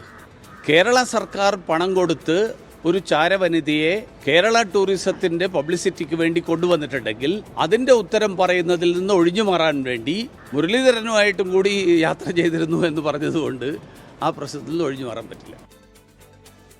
നേരത്തെ നമ്മൾ സൂചിപ്പിച്ച ഹോട്ടൽ ഉടമ ജസ്റ്റിൻ രാജിന്റെ കൊലപാതക കേസിൽ ആ പ്രതികളെ പിടികൂടുന്നതിനിടെ അവർ പോലീസിനെ ആക്രമിക്കാൻ ശ്രമിക്കുകയും ചെയ്തിട്ടുണ്ട്. പ്രതികൾ മദ്യലഹരിയിലായിരുന്നു എന്നാണ് ആ ഘട്ടത്തിൽ ഇപ്പോൾ പോലീസ് അറിയിക്കുന്നത്. പ്രതികളെ മ്യൂസിയം പോലീസ് സ്റ്റേഷനിലേക്ക് ഉടൻ എത്തിക്കുന്നുണ്ട്. പോലീസിന് നിസ്സാര പരിക്കേൽക്കുകയും ചെയ്തു. ഈ പ്രതികളെ ആക്രമിക്കാൻ ശ്രമിച്ചു എന്നാണ് മനസ്സിലാക്കുന്നത്. തിരുവനന്തപുരം സിറ്റി പോലീസിന്റെ ഷാഡോ ടീം എത്തിയാണ് പ്രതികളെ ഒരു തരത്തിൽ പറഞ്ഞാൽ സാഹസികമായി പിടികൂടിയത്. മറ്റൊരു റിപ്പോർട്ടിലേക്ക്. തമിഴ്നാട്ടിലെ കടലൂർ സെമ്മൻകുപ്പത്ത് സ്കൂൾ ബസ് ട്രെയിനിൽ ഇടിച്ച് 3 വിദ്യാർത്ഥികൾ മരിച്ച സംഭവത്തിൽ റെയിൽവേ വിശദീകരണം തള്ളി ബസ് ഡ്രൈവർ. താൻ പറഞ്ഞിട്ടല്ല റെയിൽവേ ഗേറ്റ് തുറന്നതെന്നും ഇന്ന് ഗേറ്റ് കീപ്പറെ കണ്ടിട്ടില്ല എന്നും ഡ്രൈവർ മൊഴി നൽകി. അണ്ടർ പാസേജിന് അനുമതി വൈകിപ്പിച്ച കളക്ടറെ പ്രതിസ്ഥാനത്ത് നിർത്തുകയാണ് അതേസമയം റെയിൽവേ. രാവിലെ 7:45 കടലൂരിനും അളപ്പാക്കത്തിനുമിടയിലുള്ള സെമ്മൻകുപ്പത്തെ 170 നമ്പർ റെയിൽവേ ഗേറ്റിൽ അപകടമുണ്ടായത്. കൃഷ്ണസ്വാമി വിദ്യാനികേതൻ CBSE സ്കൂളിന്റെ ബസ്സാണ് വിഴുപ്പുറം മയിലാടുതുറൈ പാസഞ്ചറിൽ ഇടിച്ചത്. 6ാം ക്ലാസ്സുകാരനായ നിമിലേഷ്, +2 വിദ്യാർത്ഥി ചാരുമതി, സഹോദരനായ +1 പഠിക്കുന്ന ചെഴിയാൻ എന്നിവരാണ് മരിച്ചത്. 2 കുട്ടികൾക്കും വാൻ ഡ്രൈവർക്കും ഗുരുതരമായി പരിക്കേറ്റിട്ടുണ്ട്. ഗേറ്റ് കീപ്പർ നൽകുന്ന നിർദ്ദേശമനുസരിച്ച് പ്രവർത്തിക്കുന്ന സിഗ്നലിംഗ് സംവിധാനമാണ് ഇവിടെ ഉള്ളത്. ഗേറ്റ് ലോക്ക് ചെയ്ത് ട്രെയിൻ കടന്നുപോകാൻ ഇയാൾ നിർദ്ദേശം നൽകിയിരുന്നു. എന്നാൽ ബസ് ഡ്രൈവറുടെ ആവശ്യപ്രകാരം ട്രെയിൻ പോകും മുൻപ് ഗേറ്റ് കീപ്പർ ഗേറ്റ് തുറന്നു നൽകിയെന്നാണ് റെയിൽവേയുടെ വിശദീകരണം. ഗേറ്റ് കീപ്പറെ സസ്പെൻഡ് ചെയ്തു. അപകടത്തിൽ റെയിൽവേ അന്വേഷണം ആരംഭിച്ചു. മരിച്ചവരുടെ കുടുംബങ്ങൾക്ക് റെയിൽവേയും സംസ്ഥാന സർക്കാരും 5 ലക്ഷം രൂപ വീതം നൽകും. 24 ചെന്നൈ. തിരുവനന്തപുരം ഇടപ്പഴഞ്ഞിയിലെ ഹോട്ടൽ ഉടമയുടെ കൊലപാതകത്തിൽ പ്രതികളെന്ന് സംശയിക്കുന്ന 2 പേർ പിടിയിലായി. കേരള കഫേ സ്ഥാപനത്തിലെ ജീവനക്കാരാണ് 2 പേരും. ഒരാൾ മലയാളിയും മറ്റൊരാൾ നേപ്പാൾ പൗരനുമാണ്. അടിമലത്തുറയിൽ നിന്നാണ് ഇരുവരും പിടിയിലായത്. മനീഷ് മഹിപാൽ വിവരങ്ങൾ നൽകും. മനീഷ്, ഇവരെ പിടികൂടുന്നതിനിടെ പോലീസുകാരെ പ്രതികൾ ആക്രമിക്കാൻ ശ്രമിച്ചു. ചെറിയ തോതിൽ പോലീസുകാർക്ക് പരിക്കേൽക്കുകയും ചെയ്തു അല്ലേ? വിജയകുമാർ, ഈ പ്രതികളെ പിടികൂടുന്ന സമയത്ത് പ്രതികൾ അമിതമായി മദ്യലഹരിയിലായിരുന്നു എന്നാണ് നമുക്ക് ലഭിക്കുന്ന വിവരം. തിരുവനന്തപുരം സിറ്റി പോലീസിന്റെ ഷാഡോ ടീമാണ് ഇതുമായി ബന്ധപ്പെട്ട് ഇവരുടെ ഫോൺ ലൊക്കേറ്റ് ചെയ്താണ് ഇവർ ഇത് സ്ഥലത്തുണ്ട് എന്ന് മനസ്സിലാക്കുക. ഇവരെ ഷാഡോ പോലീസ് സമീപിക്കുന്ന സമയത്താണ് പോലീസാണെന്ന് അറിയാതെ ഇവർ പോലീസുകാരെ ഈ പ്രതികൾ ആക്രമിക്കുകയായിരുന്നു. പക്ഷേ 4 പോലീസുകാർക്ക് നിസ്സാര പരിക്കുണ്ടെന്നുള്ള വിവരമാണ് നമുക്ക് ലഭ്യമായിട്ടുള്ളത്. തിരുവനന്തപുരം നഗരത്തിൽ നിന്ന് ഏകദേശം 35 കിലോമീറ്റർ ദൂരെയുള്ള അടിമലത്തുറ എന്ന പ്രദേശത്ത് നിന്ന് ഇരുവരെയും പോലീസ് പിടികൂടിയിട്ടുള്ളത്. പിടികൂടുന്ന സമയത്ത് ഇരുവരും വലിയ രീതിയിൽ മദ്യലഹരിയിലായിരുന്നു എന്നാണ് മനസ്സിലാക്കുന്നത്. ഇന്ന് ഉച്ചയോടുകൂടി ആണ് ഈ കൊലപാതകം നടന്നു എന്നാണ് പോലീസ് സംശയിക്കുന്നത്. 2 ദിവസമായി കേരള കഫേ എന്ന സ്ഥാപനത്തിൽ ഈ ജീവനക്കാർ 2 പേരും എത്തിയിരുന്നില്ല. 2 പേരും എത്താത്ത ഫോൺ വിളിച്ചപ്പോൾ എടുത്തിരുന്നില്ല. പിന്നീടാണ് സഹ ഉടമയായിട്ടുള്ള കേരള കഫേ എന്ന ഈ നമ്മുടെ തിരുവനന്തപുരം നഗരത്തിലെ കോട്ടൺ ഹിൽ സ്കൂളിന് എതിർവശത്തുള്ള കേരള കഫേ എന്ന സ്ഥാപനത്തിലെ സഹ ഉടമ ജസ്റ്റിൻ രാജ്, അദ്ദേഹം മുൻ CPM തിരുവനന്തപുരം ജില്ലാ സെക്രട്ടറി സത്യനേശന്റെ മകളുടെ ഭർത്താവ് കൂടിയാണ്. അദ്ദേഹം ഇന്ന് ഉച്ചയോടുകൂടിയാണ് ഇവർ താമസിക്കുന്ന ഇടപ്പഴഞ്ഞിയിലെ വീട്ടിൽ ഈ 9 പേരാണ് ജീവനക്കാർ, അതായത് മലയാളികൾ ഉൾപ്പെടെ ഇതര സംസ്ഥാന തൊഴിലാളികൾ ഉൾപ്പെടെ താമസിക്കുന്ന ഈ ക്യാമ്പിലേക്ക് അല്ലെങ്കിൽ ആ വസതിയിലേക്ക് ഇയാൾ ഉച്ചയ്ക്ക് ചെല്ലുകയാണ്. ആ സമയത്താണ് ഇവരുമായി ചില തർക്കമുണ്ടായി. പിന്നീട് 5 മണിയോടുകൂടി മറ്റൊരു ജീവനക്കാരൻ ജോലി കഴിഞ്ഞെത്തിയ സമയത്താണ് മുഖത്താകെ രക്തം പുരണ്ട നിലയിൽ ജസ്റ്റിൻ രാജിനെ മരിച്ച നിലയിൽ കണ്ടെത്തിയത്. പോലീസിന്റെ പ്രാഥമിക അന്വേഷണത്തിൽ പോലീസ് മനസ്സിലാക്കുന്നത് ഇത് കൊലപാതകമാണെന്നാണ്. ഈ ഒളിവിൽ പോയ ഈ 2 പേർ, അതായത് ഒരാളുടെ പേര് അനീഷ് എന്നാണ് നമുക്കിപ്പോൾ ലഭ്യമായിട്ടുള്ള വിവരം. മറ്റൊരാൾ നേപ്പാൾ സ്വദേശി കൂടിയാണ്. അയാളുടെ പേര് നമുക്ക് കിട്ടിയിട്ടില്ല. അങ്ങനെ ഈ 2 പേർ ഇവിടെ ഒളിവിൽ പോയി. അങ്ങനെ 2 പേരുമായി ബന്ധപ്പെട്ട് മൊബൈൽ ഫോണുമായി കേന്ദ്രീകരിച്ച് നടത്തിയ അന്വേഷണത്തിലാണ് ഇവരെ അടിമലത്തുറയിലുണ്ടെന്ന് മനസ്സിലാക്കുക. അവിടെ ലൊക്കേറ്റ് ചെയ്ത് ഇവരെ തിരുവനന്തപുരം സിറ്റി പോലീസിന്റെ ഷാഡോ ടീം ഇവരെ പിടികൂടിയിട്ടുള്ളത്. അല്പസമയത്തിനകം തന്നെ പ്രതികളെ തിരുവനന്തപുരം മ്യൂസിയം പോലീസ് സ്റ്റേഷനിലേക്ക് കൊണ്ടുവരും. എന്താണ് കൊലപാതകത്തിന് കാരണമെന്ന് ഈ ഹോട്ടൽ ഉടമ ഇവരെ തിരഞ്ഞ് ഈ 2 തൊഴിലാളികളെ 2 ജീവനക്കാരെ കാണാതിരുന്നപ്പോൾ അവരെ തിരഞ്ഞ് അവർ താമസിക്കുന്ന സ്ഥലത്തേക്ക് പോയി. പിന്നീട് അദ്ദേഹത്തെ പറ്റി ഒരു വിവരവുമില്ല. അദ്ദേഹത്തിന്റെ കുടുംബാംഗങ്ങൾ അന്വേഷിച്ച് പോയി. ആ സമയത്താണ് ഈ മരിച്ച നിലയിൽ കണ്ടെത്തിയത്. അപ്പോൾ കൊലപാതകത്തിന് പിന്നിൽ ഈ 2 പേർ തന്നെയാണ് എന്ന് ഏറെക്കുറെ ഇപ്പോൾ ഈ സാഹചര്യ തെളിവുകൾ വെച്ച് പോലീസ് ഉറപ്പിക്കുന്നുണ്ടെന്ന് തോന്നുന്നു അല്ലേ? അതെ വിജയകുമാർ, അതായത് ഒരു ആസൂത്രിതമായ കൊലപാതകമാണെന്ന് പോലീസിന്റെ വിലയിരുത്തലില്ല. കാരണം ഈ 2 ദിവസമായി ജീവനക്കാർ എത്താത്തതിനെ ചോദ്യം ചെയ്തുകൊണ്ട് ഉടമ ഇവർ താമസിക്കുന്ന വീട്ടിലേക്ക് എത്തുന്നു. ആ സമയത്ത് ഇവർ 2 പേരും മാത്രമാണുള്ളത്. 2 ദിവസമായി ഇവർ പൂർണ്ണ സമയവും മദ്യപാനം തന്നെയായിരുന്നു എന്നാണ് നിലവിൽ ഈ അയൽക്കാരടക്കമുള്ള ആളുകൾ പറയുന്നത്. അങ്ങനെ ഇവിടെ എത്തി ഇവർ എന്തുകൊണ്ട് ജോലിക്ക് എത്തുന്നില്ല എന്ന കാര്യത്തെ സംബന്ധിച്ചുള്ള ചോദ്യങ്ങൾ അല്ലെങ്കിൽ അത് സംബന്ധിച്ചുള്ള തർക്കമാണ് ഈ കൊലപാതകത്തിലേക്ക് നയിച്ചതെന്നാണ് പോലീസ് മനസ്സിലാക്കുന്നത്. പക്ഷേ ഇവരെ ചോദ്യം ചെയ്താൽ മാത്രമേ എങ്ങനെ കൊലപ്പെടുത്തി എന്നതടക്കമുള്ള കാര്യങ്ങൾ വ്യക്തമാവുകയുള്ളൂ. നിലവിൽ ശരീരത്തെവിടെയും വലിയ പാടുകളോ അല്ലെങ്കിൽ മുറിവോ കുത്തോ തുടങ്ങിയിട്ടുള്ള കാര്യങ്ങൾ ഇല്ലെന്നാണ് ഇൻക്വസ്റ്റിൽ നിന്ന് പോലീസിന് മനസ്സിലാകുന്നത്. പക്ഷേ മുഖത്താകെ വായിൽ നിന്നും രക്തം അമിതമായി വന്നിട്ടുണ്ട്. അതുകൊണ്ട് തന്നെ അമിതമായും ഇദ്ദേഹത്തെ മർദ്ദിച്ചപ്പോൾ ഉണ്ടായതാണോ? ഒപ്പം തന്നെ മനീഷ്, എന്തായാലും അതിൽ സമഗ്രമായ ചോദ്യം ചെയ്യൽ നടക്കും. ഈ 2 പേർ തന്നെയാണോ പ്രതികൾ, മറ്റാരെങ്കിലും ഉണ്ടോ എന്നതൊക്കെ പോലീസ് പരിശോധിച്ചു വരികയാണ്. മദ്യലഹരിയിലായിരുന്ന പ്രതികൾ ഈ പിടികൂടുന്ന സമയത്ത് പോലീസിനെ ആക്രമിക്കാൻ ശ്രമിക്കുകയും നിസ്സാര പരിക്ക് പോലീസിന് ഏൽക്കുകയും ചെയ്തു എന്ന വിവരം കൂടി വരുന്നുണ്ട്. മനീഷ് മഹിപാലാണ് വിവരങ്ങൾ നൽകിയത് തിരുവനന്തപുരത്ത്. ഈ റിപ്പോർട്ടോടെ വാർത്താമഴ അവസാനിക്കുന്നു. നാളെ വീണ്ടും കാണാം.